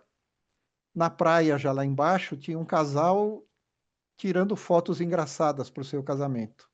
Ficamos observando por um bom tempo, muito legal. E fomos comer um Hiroshima Yaki, é o que está escrito aí. O que é um Hiroshima Yaki? Nos levaram para comer um okonomiyaki, que é aquela panqueca com verduras e carne, no estilo de Hiroshima. Carne ou peixe, o que você quiser. Você escolhe o que quer que ponha na panqueca. Só que o estilo de Hiroshima é com macarrão dentro. Então, eles põem macarrão também, sempre. E aí você come na frente da chapa quente, ó. Essa é uma chapa quente na frente do meu lugar e este é um okonomiyaki. A aparência fica meio desmontada, mas isso é gostoso, viu? Muito bom. Super temperadinho. A Fukuoka Tower à noite e outros lugares que fomos conhecer. Isso é um jardim da universidade com essas árvores de saiote, muito curioso, foi muito bonito aí, cheio de pássaros, pica-pau. Esse é um templo budista dedicado às crianças e é cheio de brinquedos de crianças. E isto aqui é um Jizo. Jizo é um budinha como uma criança gordinha que eles vestem com roupinha de bebê, que é para rezar para as crianças, para ter boa sorte para as crianças, para gestantes e para tudo que é criança pequena. Então, este cheio de diesel e cheio de brinquedo para crianças. Todo templo de budista tem um pote com areia para você acender incenso. E dos brinquedos para criança que tem aqui, eu vou mostrar esse que foi o mais legal, que tenha bolhas. Então, o soprador automático de bolhas ficava soprando bolha de sabão e as crianças ali brincando, e por que não os adultos também. Foi muito legal observar essas crianças brincando. E talvez o culpado de todos esses brinquedos para criança seja esse monge budista do templo que tinha uma cara alegre, ele não parava de sorrir o tempo todo. Esse cara era realmente um iluminado. Estava na lojinha ali vendendo suas lembrancinhas, mas o cara era muito legal, conversava, muito bacana. Isso é curioso, nos templos budistas tem vela e você compra a vela, ó, R$ 2,50 cada vela por esse preço. E aí tem essa vela para conservar a saúde, para sarar de alguma doença, para ter segurança no trânsito, pelo sucesso nos seus negócios, e essa aqui é interessante mais ainda, para ter paz com a esposa na sua casa. Então, se você está brigando com a sua esposa, você vai lá, acende uma vela e diz o Buda aí que você vai ter paz com a sua esposa. Não é legal? É uma coisa super importante. Fukuoka estava É, super decorada para Natal, com Papais Noéis, iluminação. Eles têm muitos canais de água e estava uma alegria, cheio de barraquinhas de comida do lado dos canais e de iluminação do Natal. Inclusive estava uma noite com temperatura agradável. Os nossos amigos nos levaram a passear aí, tinha passeio de barco no rio, muita luz de Natal. Estava super agradável, seguro, realmente altíssima qualidade de vida morar em Fukuoka, viu? Recomendo quem quiser morar no Japão, Fukuoka é o canal. Uma cidade com poucos turistas e é daqui que sai um ferry para a Coreia do Sul. Então, quem quiser ir para a Coreia do Sul e não quiser pagar avião, vai para Fukuoka, que vale a pena conhecer, e pega um ferry boat. Em algumas horas você já está no porto de Busan, na Coreia. E mais iluminação de Natal de monte pela cidade. Impressionante o que eles fazem. Aqui é só um pouquinho, lá é pela uma extensão enorme de Natal. Outra coisa interessante de cultural no Japão são as tampas de bueiro ou de inspeção no meio do asfalto. Elas são sempre artísticas. Essa, por exemplo, é uma mangueira de incêndio. Você abre aí, tem uma mangueira de incêndio, está escrito. Outros buracos de inspeção sempre tem um padrão artístico interessante de ferro fundido. Muito legal. E depois, para ir para a estação, nós pegamos um táxi. O táxi em Japão, naturalmente, é mais caro do que metrô e ônibus, mas nesse caso era mais conveniente. O aplicativo que se chama táxi no Japão se chama Taxi Go. Você se cadastra no Taxi Go, chama lá o táxi e ele vem te buscar. Os táxis têm televisão, têm lencinhos umedecidos, tem creme hidratante e tem álcool gel, caso você querer se limpar. E uma coisa importantíssima nos táxis no Japão é você jamais abre a porta. A porta do táxi abre sozinha. O motorista aperta um botão e a porta se abre sozinha. Você não mexa na porta, nem para abrir, nem para fechar, porque senão ela quebra. Então, etiqueta no Japão: tomar táxi é o motorista que abre a porta abre sozinha, não você. Isso achei interessante, não sabia, quase caí nessa. De Fukuoka fomos para Kumamoto, visitados os nossos amigos. Kumamoto tem um castelo, se os templos mais bonitos estão em Nikko, o castelo mais bonito que a gente achou foi esse de Kumamoto. Não só o castelo é bonito, como dentro dele tem uma série de exposições. Você pode visitar tudo, super interessante. Tem uma vista bonita da cidade, dos andares mais altos. A gente curtiu muito a visita ao castelo de Kumamoto. É muito lindo. E ainda mais quando a gente ia embora, já era o pôr do sol. Então o castelo foi sendo iluminado pelas cores quentes do sol. Praticamente os guardas tiveram que tocar o apito para mandar a gente embora, porque não queria mais sair dali. Estava muito bonito esse castelo. Outra coisa cultural do Japão, pachinko. Toda cidade tem as suas casas de pachinko, que é uma máquina que fica soltando bolinha. Você põe dinheiro, ela solta a bolinha e dependendo de onde cair, você pode ganhar mais ou não. É um jogo de azar, portanto, estilo japonês e tem de monte. Tem de monte. A gente entrou no pachinko aí para ver. Eu até sentei numa máquina sem pôr dinheiro para ver o que acontecia E aí fiquei lá tentando, saiu uma bolinha ou outra, mas para jogar mesmo precisava pôr dinheiro, eu não pus, fui embora. Mas pelo menos já sentei num patinco na vida. Isso é um consultório de dentista para crianças. Isso também é muito comum. Os dentistas são ou de adulto ou de criança. E os consultórios de crianças são verdadeiros playgrounds, bonitos, com bichinhos, com brinquedo. E aqui diz porta do consultório. Então a criança fica brincando aqui e vai ser atendida aqui dentro. Coisa que aqui o dentista especializado em crianças dá de ter, mas eu ainda não vi tão maravilhosos como no Japão. A gente teve chance de ver um concurso de Miss, muito legal o jeito delas se comportarem empertigadas, todas com salto alto para aumentar a altura, né? Porque a altura geral do povo japonês é mais baixinha. E nós não vimos o final, não sei quem ganhou, mas a gente ficou um tempo vendo aí as misses desfilarem. O objetivo de ir para Kumamoto era ver dois lugares de natureza, que é o Monte Aço e Takachiro. Então vamos direto ao Monte Aço, que é um grande vulcão. Olha só o tamanho da caldeira desse vulcão. São vários cones, tem pelo menos 5 cones vulcânicos. Você toma um trem, que é panorâmico na frente, e depois um ônibus, e ele vai subindo pela encosta do vulcão, bastante inóspito, até uma cratera. Aqui em cima temos a cratera saindo vapor e vapor de enxofre. Aqui, interessante, são bunkers de concreto super enormes, porque se ele entra em erupção e começa a cair pedra do ar, você se esconde aí dentro. E aqui está a grande cratera, um lago verde lindo, super ativo estava, com cheiro de enxofre enorme. Só que a gente viu tudo e o cheiro de enxofre já estava incomodando, e eu vi que o próximo ônibus ia embora só daqui uma hora. Como, por sorte nossa, a porcentagem de enxofre no ar passou de 5 partes por milhão e começou a tocar uma sirena e os guardas dizendo: desçam todo mundo, desçam todo mundo. Eu desce como se o ônibus é daqui uma hora? Aí o ônibus já vem. Realmente, eles puseram um monte de ônibus de emergência e eu não precisei esperar uma hora para descer. Já fomos embora imediatamente. Então, esse enxofre nos ajudou aqui a ampliar a visita, a encurtar a visita até o suficiente. Isto aqui é Takachiro. A grande atração de Itacativo que queria ver é esse cânion que corre no meio da cidade. Olha só este cânion que o rio cavou no meio da lava basáltica e que você pode andar de barquinho no meio com cachoeiras em volta. Não é uma coisa mais linda? Esse também foi outro ponto alto da viagem, que nós ficamos encantados com esse lugar. Muito lindo mesmo. Olha só, com folhas de outono, com o sol batendo de lado. Essa ponte, essas visões de agora foram dessa ponte aqui. A partir dessa ponte tem uma trilha que segue o cânion e você vai tendo visões a mais desse cânion. Colunas de basalto, que isso é lava resfriada lentamente a grandes profundidades, isso é realmente bonito. E quando chegou nesse lugar, tinha essa plataforma aqui que eu sabia, dava para ver que ela tinha uma vista privilegiada do cânion e das cachoeiras. Só que tinha uma fila de tailandeses tirando foto com dois galãs aqui.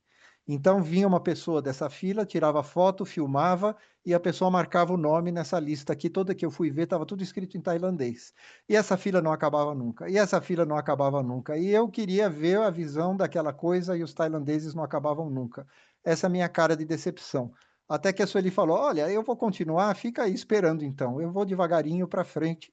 Então o que eu fiz? Eu me pus no fim da fila e falei: quando chegar a minha hora, em vez de tirar foto no meio desses dois galãs, que, como vê, estão mostrando refrigerante tailandês aqui, sob o patrocínio do refrigerante Pakipuk, sei lá. E eu vou dizer que não quero tirar foto com eles, eu quero ver, eu também estou aqui, tenho meu direito. Vocês estão meia hora aqui ocupando o lugar. Só que quando chegou a minha vez, como era o último da fila, eles dissolveram imediatamente e eu pude ver esta paisagem que tanto eu esperei para ver. O cânion escuro com os barquinhos andando e as cachoeiras lá no fundo. Acho que valeu a pena esperar, gostei muito. Depois a trilha continua e a gente vai tendo várias visões, as cachoeiras vão sumindo, vão aparecendo outras, até que chega no fim e você volta para o asfalto e vai embora. Sobe uma trilha maravilhosa no meio da natureza. Vamos ver um pouquinho de Osaka e assim acabou a nossa visita na ilha de Kyushu. Em Osaka, que é uma cidade moderna, a gente ficou só uma noite. Só deu tempo de passear um pouquinho para ver os letreiros. A Yokocho é o nome que eles dão para uma travessa de uma avenida principal, normalmente cheia de restaurantes e lojinhas pequenas. Este aqui é um restaurante que vende horumon, que é tripa de porco recheada. O pessoal do sul adora isso. Eu não tenho coragem de experimentar, sinto muito. Muita gente, mas tudo muito calmo. Osaka é mais tranquila do que Tóquio e Kyoto. Um patinco cheio de gente, uma visão do alto do nosso hotel, cidade moderna de Osaka, mas o objetivo de ir para Osaka foi ver este lugar aqui, Koyasan.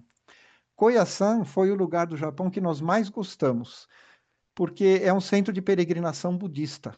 Existe uma trilha chamada Kumano Kodo, uma série de trilhas, na verdade, que vão por essa península, sempre pelo meio das montanhas, até chegar em Koyasan, porque Koyasan é um lugar onde, no ano 800, olha quanto tempo, faz 1.200 anos atrás, um monge budista que já havia budismo no Japão foi para a China estudar e, quando voltou, se estabeleceu em Koyasan e fundou uma seita do budismo Shingon.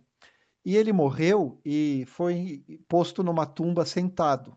Então dizem que ele não morreu, que ele está em meditação profunda. Um dia ele vai acordar, vai para o Nirvana e todas as almas que estiverem perto dele vão para o Nirvana junto. Como resultado, em volta se criou um grande cemitério.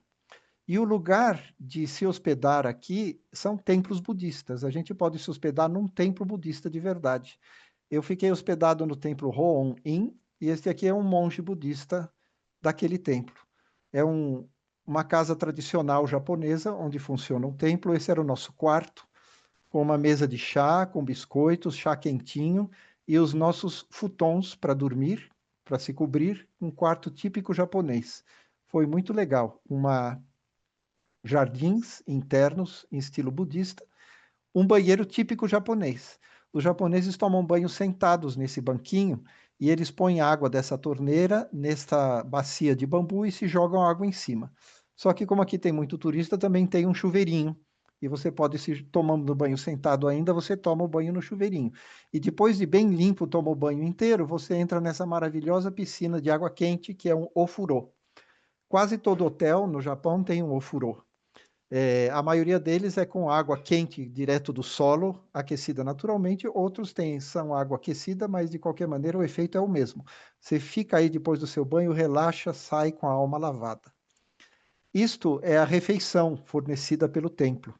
A gente come em estilo japonês mesmo, sentado no chão com uma mesinha baixa, e como é um templo budista, a refeição é vegetariana. Esta era uma turma de italianos, todos vestidos com yukata, que o templo fornece. Para a gente jantar, se veste com essa roupa.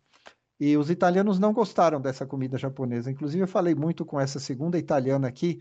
Ela falou: Ah, não gostamos, sapori strani, quer dizer, sabores estranhos. Eles não comeram tudo e saíram para procurar outra comida lá fora. Mas nós curtimos a nossa refeição até o fim. Os rapazes aí, que são os garçons, vêm servir arroz e sopa quente miso, ajoelhados. Eles levantam um por um, fazem uma profunda reverência e colocam o arroz e colocam a sopa na sua mesinha. Aqui estamos nós, já servidos, prontos para começar a nossa refeição, vestidos de yukata. E essa é a nossa refeição, cheio de especialidades vegetarianas, budistas, tofu, verduras, arroz, sopa, miso. Essa aqui é a raiz de lótus, um monte de coisas, e não precisamos comer mais nada, não, adoramos tudo. De manhã tem meditação. Inclusive, foi difícil acordar para essa meditação às 7 da manhã, que eles convidam, não é obrigatório, mas a gente queria ir. Foi difícil porque às 4 da manhã começou a tocar um sino. E o sino não parava mais, não parava nunca, não parava nunca. Nossa, acho que foi 1 hora tocando o sino e a gente conseguiu dormir mais 1 hora até a. O sino não era do templo, é alguma coisa mais longe. A gente não sabia o que era. Depois eu vou contar o que é, porque nós descobrimos. Então, como eu disse, em volta daquele monge budista morto, que um dia vai acordar e levar as almas, surgiu um cemitério gigantesco, que é o chamado cemitério Okunoin. Então, você imagina que essas tumbas têm séculos de idade. Aqui está o monge Kobo Daishi, como é chamado hoje, o monge que fundou essa seita budista. Então, você vai andando por aquele lugar com musgo secular, tumbas seculares, tudo meio escuro, cheio de pinheiros japoneses. Sabe que isso dá um nó na cabeça da gente? Foi uma emoção. Não imaginava que eu nunca ia gostar tanto de um cemitério como este.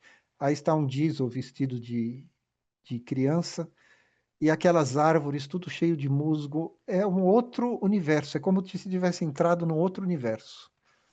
Uma coisa maravilhosa, mexe com o coração da gente isso, mexe com a cabeça. Este era um senhor rezando alguma coisa budista, seus mantras para uma tumba qualquer.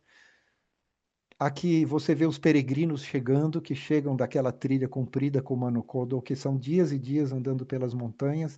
Eles vestem essa túnica e esse chapéu tradicional, todo peregrino se veste assim. E você vê cantinhos com pequenos santuários de budinhas que as pessoas põem. E quando chega perto do monge, do santuário do monge, explodem as cores do outono. Eles encheram aí, plantado com árvores que dão folha de outono e os peregrinos chegando, e é uma coisa maravilhosa esse lugar. Foi as folhas de outono mais bonitas de toda a viagem. A gente ficou impressionadíssimo com a beleza do lugar. Lá onde o Buda, o monge, está enterrado mesmo, é proibido tirar fotografia. Então, e tem muita gente rezando, muita gente em contrição profunda. Então, a nós nos resta apreciar as fotos tiradas das maravilhosas cores de outono em volta daquele templo. Isso era o dia 15 de novembro. Então, se alguém for para o Japão, lembra de estar em Koyasan no dia 15 de novembro. Esse era o ápice das folhas de inverno, com certeza, porque estava muito lindo, muito impressionante. Até que, infelizmente, é hora de ir embora, já estava escurecendo. Saímos pelo cemitério, por outra saída do cemitério, fizemos a nossa meditação matinal nesse templo budista e saímos um pouco a passear. A gente só conseguiu uma noite, porque estava bem lotado. Então, antes de ir embora, nós saímos a passear pelo resto da cidade e aí descobrimos. Nesse templo tem um sino que todo dia, às 4 da manhã, eles tocam 108 vezes esse sino. Algum monge desperta e fica tocando com aquele tronco gigantesco no sino super alto 108 vezes para que as pessoas acordem e meditem sobre as 108 fraquezas da mente humana. Então, naquela hora que eu estava ouvindo, a minha fraqueza era não conseguir dormir, mas sabendo o significado da 108, pode ser mais edificante. Então, aqui passamos outras visões de Koyasan, cheio de monge andando de um lado para o outro, porque é realmente um centro de peregrinação.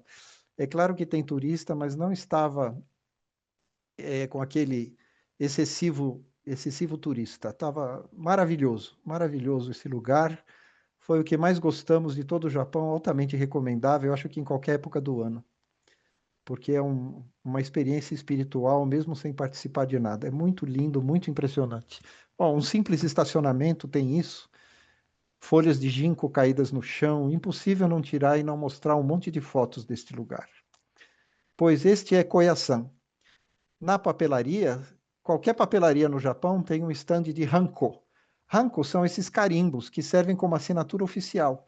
Os documentos não são assinados à mão, eles são carimbados e você registra o seu carimbo na prefeitura. E assim, eles reconhecer a assinatura significa saber se o seu carimbo é igual ao registrado na prefeitura. E se você troca o carimbo por algum motivo, você troca na prefeitura. E cada lojinha tem uma coleção de carimbo com estilo completamente diferente, é muito variado. Então a chance de coincidir com o seu sobrenome dois carimbos é muito pequena. E de volta à civilização, saindo da espiritualidade de Koyasan, encontramos o mundo moderno nos trens. Está aí uma japonesa adolescente típica. E daqui, perto de Osaka, nós temos Kyoto e Nara. É o último lugar. Já vou acabar. Opa, passei da hora. Lá em Kyoto e Nara, nós visitamos uma prima da Sueli, que é brasileira, casou com um francês, e os dois moram em Kyoto. Ela foi lá para estudar e ela acabou virando professora universitária numa universidade do Japão. São arquitetos, ela e o marido, e eles reformaram um quarteirão inteiro pela arquitetura tradicional japonesa. Isso é um hotelzinho que tem lá no quarteirão que eles reformaram e eles moram numa casa reformada por eles e são especialistas em arquitetura japonesa. Inclusive, eles nos levaram por uns amigos que construíram, quer dizer, compraram uma casa japonesa tradicional toda quebrada e refizeram tudo. O telhado de palha eles fizeram à mão, só o casal fizeram todo esse telhado, instalaram tudo, refizeram todas as madeiras e o lugar é lindo. Foi muito legal, aprendemos demais sobre a arquitetura japonesa passando um dia com esses arquitetos. E esse é o jeito que os japoneses têm de pendurar roupa. Não é um fio, sempre é, você vê sempre uma tora de bambu. E vejam o tamanho dos pregadores, são adaptados justo para pendurar roupa no bambu, e não pequenos como os nossos para pendurar roupa no fio. Muito curioso e diferente, não é? E Kyoto é cheio de templos. Este aqui é o Fushimi Inari Taisha, que é um templo muito bonito, famoso também. Esse é lotado de turista. Kyoto volta a ser lotado, olha que beleza. E a grande atração é este caminho enorme que sobe montanha, cheio de torii, que é esse portal com luz refletida do sol. Muita gente tirando foto, fazendo paz e amor de todo tipo. No começo dessa trilha de Tori, tem muita gente, mas à medida que você sobe, as pessoas vão rareando. Muito pouca gente sobe até o fim. Então, essas fotos são já lá em cima. Isto é uma manequim tirando fotos artísticas. De lá de cima você tem uma visão de Kyoto e é muito bonito ver esses toris que foram doados. Essas coisas escritas são o nome da firma ou da pessoa, de quem doou com data ou o que eles querem obter com essa doação. Rezando pelo sucesso dos negócios, eles dizem, o nome da empresa. Passado isso, nós vimos no meio da cidade, numa ponte, e deu para ver umas crianças atravessando o rio assim, brincando, muita criança. Foi muito legal, outra coisa maravilhosa. Visitamos uma coleção de templos budistas, esse é um jardim zen, de pedrinhas, típico zen, com jardins japoneses, muito bonito. O que mais tem para ver em Kyoto são templos, inclusive iluminados à noite. Agora que é perto do Natal, o Illumination também vai para os templos. A gente pagou ingresso e entrou aqui nesse templo Todaiji durante a noite. Olha que beleza que ficou um templo iluminado. Foi realmente muito bonito, com árvores e templos iluminados e refletido no lago, uma beleza. Então, de Kyoto a gente pode ir para Nara de trem, que é uma cidade perto. Ali tem uma coleção de templos e em volta tem um parque cheio de viadinhos soltos. Eles são simpáticos, se bem que de vez em quando dão cabeçada na bunda da gente, mas fraquinho. Tem que tomar cuidado, porque veja, o instinto dos machos, principalmente, é dar cabeçada. Você encontra machos treinando aqui. E eles ficam soltos no meio de tudo. Então, você tomando cuidado, eles são muito simpáticos, até com criança. E você compra bolacha senbei, shika senbei. Senbei é um biscoito que a gente pode comprar aqui no Brasil, em loja japonesa, para gente. Só que esses são especiais para os viadinhos. 200 ienes são como R$ 5. Você compra um montinho de senbei, de biscoito, e fica dando. E o legal é que esses viadinhos são acostumados a baixar a cabeça. Como os japoneses sempre fazem aquela curva, você diz para ele, itadakimasu, itadakimasu, e ele faz igual a você e você dá um biscoito como recompensa. E você saúda, faz a saudação e ele come, e é muito legal isto. E depois uma coleção de templos, templos e templos, e um grande Buda que não pode tirar fotografia, esse é um budinha menor. Curioso é que de repente a gente viu uma loja, um restaurantinho anunciando que tinha chutorém. O que que é chutorém? Chutorém, aí a gente entrou, é um Stollen. Então alguém aprendeu a fazer Stollen em alemão e vende como chutorém, que é o jeito japonês de falar as coisas. É muito engraçado, porque a fonética japonesa é tão simples que você nem reconhece as palavras. Por exemplo, a gente achou uma loja especializada em Guranorá. O que será Guranorá? Aposto que ninguém adivinha que Guranorá é a nossa granola.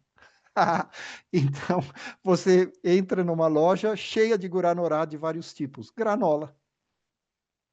A gente visitou o Jardim Botânico, que tinha um espetáculo de iluminação à noite, de luzes a laser e LED iluminando dentro das estufas de plantas.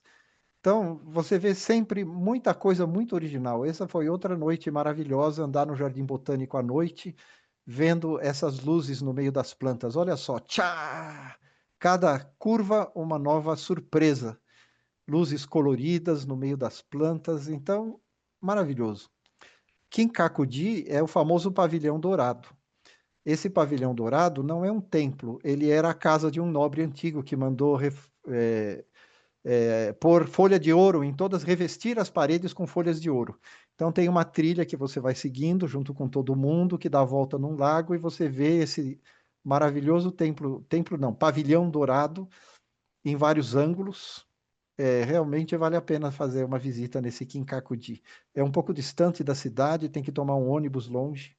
O bairro de Gion é o bairro das gueixas. É terminante proibido tirar foto de uma gueixa, porque os turistas estavam abusando, incomodavam. Uma gueixa é uma pessoa que entretém as pessoas, serve comida, toca música. Os japoneses gostam disso, os turistas também, naturalmente. Então, o bairro de casas de gueixa, essa é uma casa de gueixa. Elas andam na rua de um lado para o outro e é terminante proibido tirar foto delas. Eu não quero arriscar tomar multa, que é uma multa cara, então eu não tirei foto de nenhuma geisha. De Jinrikisha por toda parte, e em Kyoto é muito comum que os turistas aluguem kimonos, roupa tradicional japonesa, e ficam passeando pela cidade com roupa tradicional. Essa era uma chinesa vestida assim e o marido dela tirando fotografia de todo jeito. Essas outras turistas, provavelmente coreanas, pelo que eu escutei, achei que eram coreanas, tirando foto por toda parte. E essas eram japonesas, olha que legal, fazendo várias poses e trejeitos para tirar fotografia. Não deixa de ser curioso observar o comportamento das pessoas. Essa era uma família russa, outras meninas tirando foto, algumas alugam roupas luxuosíssimas e andam por ali desfilando seus kimonos. Aqui, 3 rapazes turcos brincando de samurai. Alugaram as roupas e as espadas e ficavam lutando entre si no meio da rua. Muito engraçados, muito alegres. Por toda parte tem ateliês de arte, de todas as artes japonesas. Você vê ateliê de cerâmica japonesa, marcenaria japonesa, de Shodo, que é arte caligráfica. Então, um turista em Kyoto pode experimentar qualquer arte japonesa de toda parte. Este é o pagode Yasaka, que também tem umas visões muito famosas, uma ladeira chamada Sanenzaka, cheia de lojinhas, que tem gente pra caramba, olha só, é super difícil andar nessa rua. Você anda um pouquinho, de repente já está cansado de tanta gente, mas enfim, ela é o jeito, o que você tem que subir para chegar nesse templo famoso, que é o Kiyomizu Dera, o templo Kiyomizu, o templo da água pura, que você enfrenta aquela rua, mas chega nesse lugar maravilhoso, com um templo lindíssimo. Nesse caso, as folhas de outono estavam apenas começando, mas de qualquer maneira é um lugar muito bonito, cheio de visões. Se vê Kyoto ao longe, você vê um monte de gente que está aí, mas todo mundo respeitoso. E de volta lá para baixo, tinha um magnífico pôr do sol nesse pagode Yasaka, que tivemos a oportunidade de ver. O último lugar que vamos ver hoje, que já está comprido demais, é esse Arashiyama. É um lugar no subúrbio de Kyoto, onde corre um rio, e estava maravilhoso com folhas de outono. E essa casa, chamada Yusaitei, é uma antiga casa de rico também, que atualmente é como um museu em que eles puseram mesas espelhadas. As mesas espelhadas servem para você tirar fotografia da vegetação lá fora refletidas no espelho. Olha só que coisa linda. E aqui as pessoas tirando foto numa mesa espelhada. É uma casa tradicional japonesa e os espelhos dão um show. Realmente sinto muito pelo comprido, mas é difícil mostrar poucas fotografias desse lugar maravilhoso, com folhas de outono. E a certo lugar tem uma mesa espelhada com água.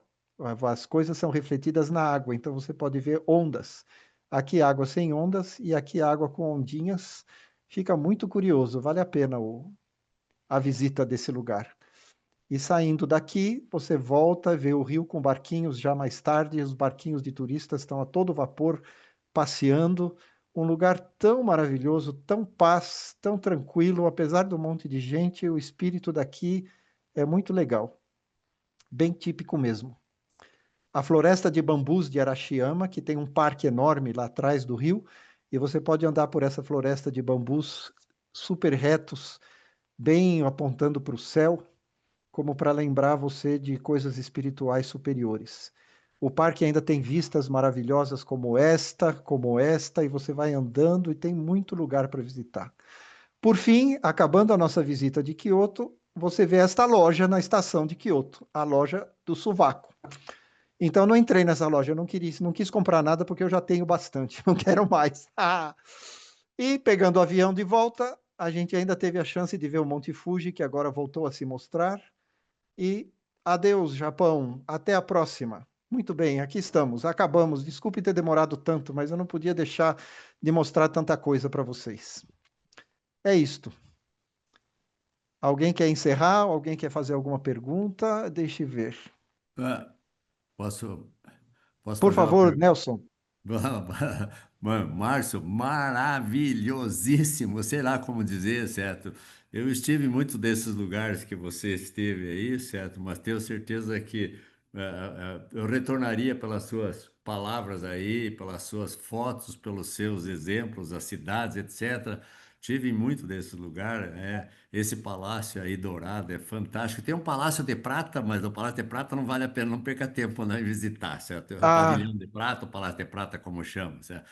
Mas, olha, eu fui a um lugar lá que é no Mikimoto Pills, não sei se é de pérolas lá, certo? Inventaram as pérolas lá, certo? não, Eu não acho fui que esse. você acho que não foi aí. E Não. aí, um fato que aconteceu, nós estávamos na volta do Mikimoto Pills para Tóquio, certo? Hum, E aí, de repente, o trem parou. Aí parou, no meio da estação, assim, parou. Bom, o que que houve? O que que houve? Aí, felizmente, todo japonês fala inglês, certo? Aí pediu, uhum.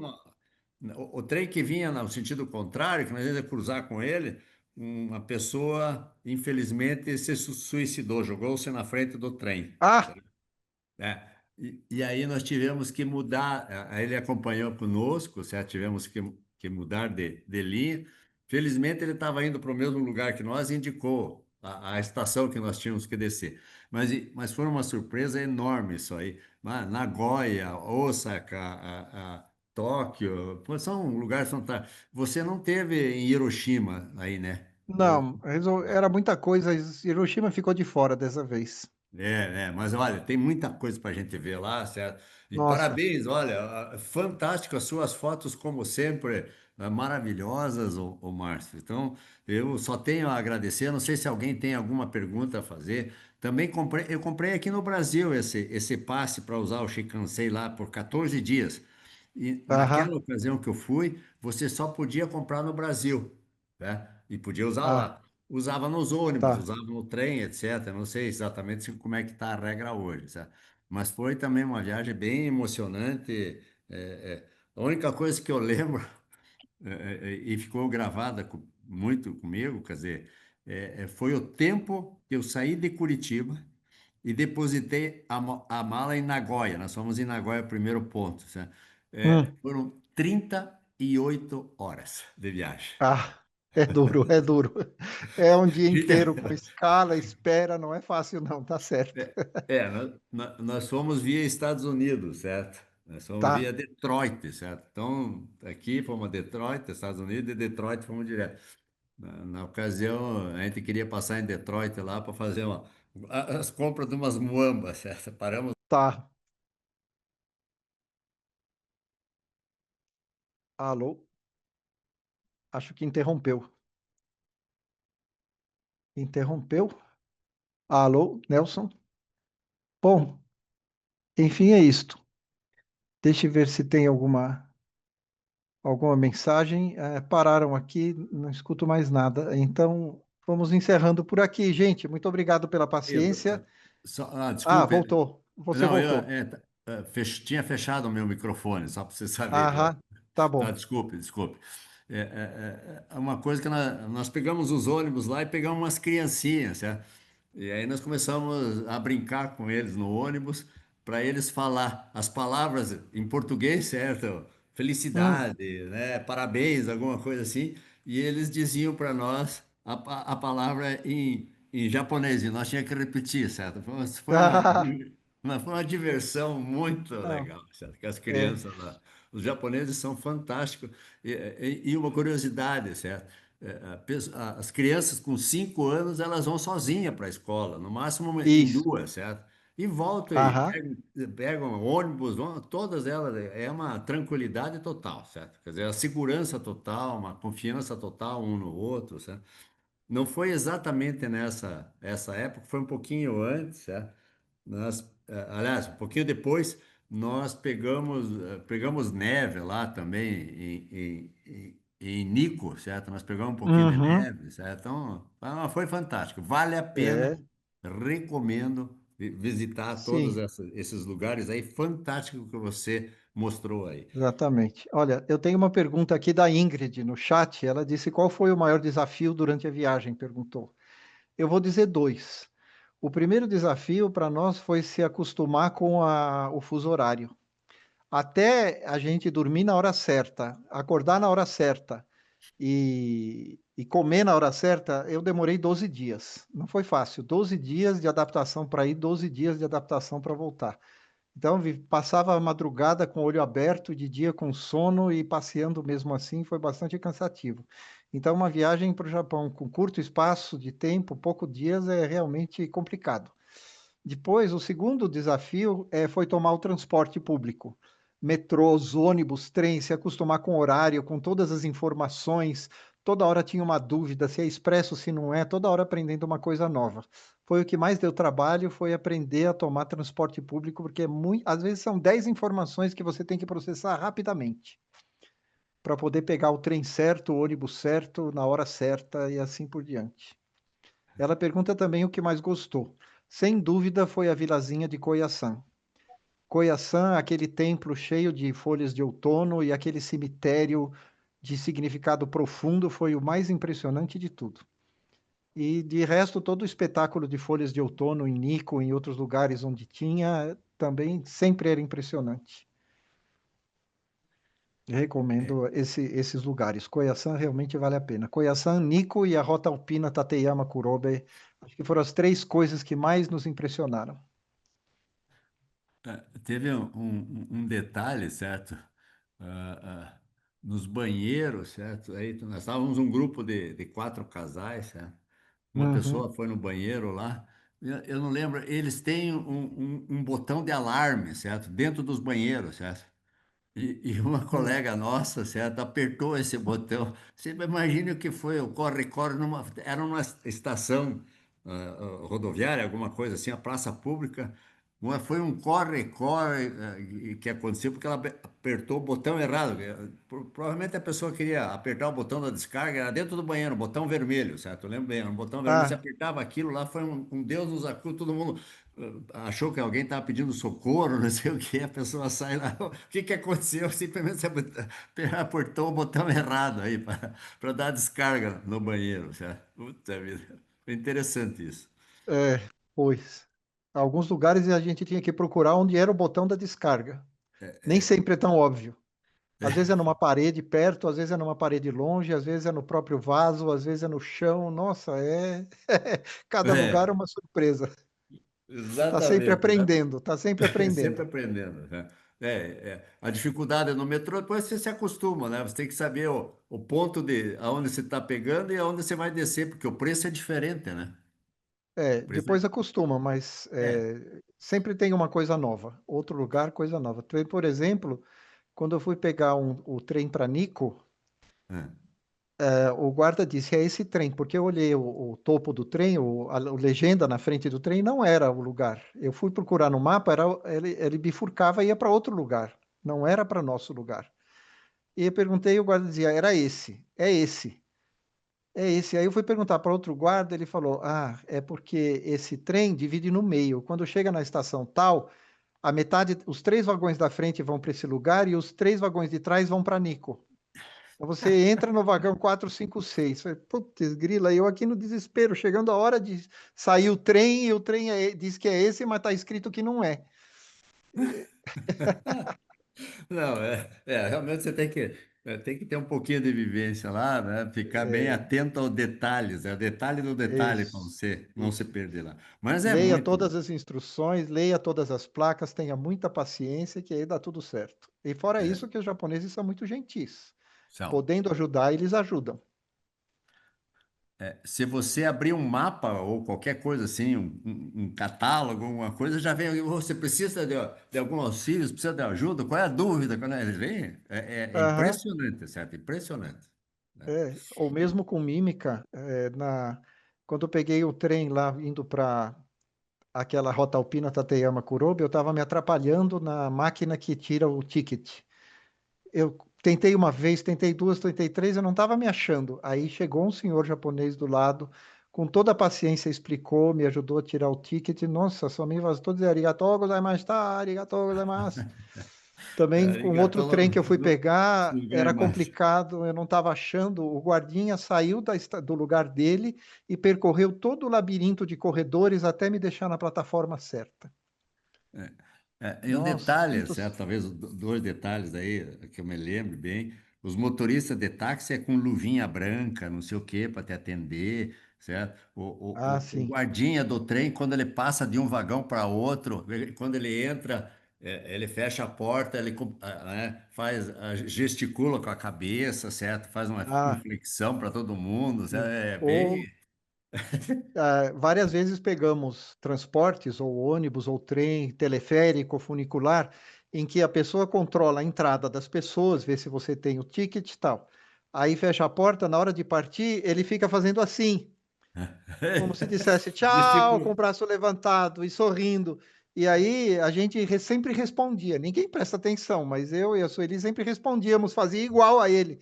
Aí eles faziam mais forte ainda. Ei, alguém está dando valor ao meu cumprimento, viva! Muito Legal, engraçado, é muito muito, engraçado. é muito 10, certo? É muito 10. É uma É, cultura realmente milenar e uma cultura muito graciosa, assim, certo? Agradável. Putz, é uhum, muito legal, certo? Descrever tudo que a gente viu lá, realmente dá para fazer um livro de todas essas pois é, diferenças culturais, certo? Diferenças culturais positivas deles. pois é. E é isso, meus queridos. Vamos lá, terminamos o Japão. Acho que tem um monte de gente com fome aí querendo jantar. Se alguém quiser postar mais alguma coisa, estejam à vontade. Se não, beleza.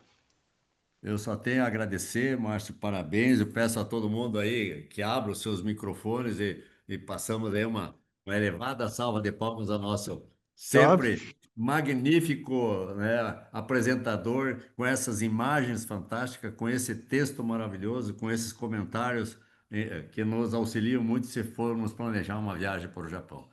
Parabéns, Márcio, e obrigado pela sua presença, obrigado por ter aceito o nosso convite e de aqui estar aí para falar dessa sua viagem. Tá? Só tenho a agradecer. Parabéns. Arigatou gozaimasu. Arigatou, gozaimasu.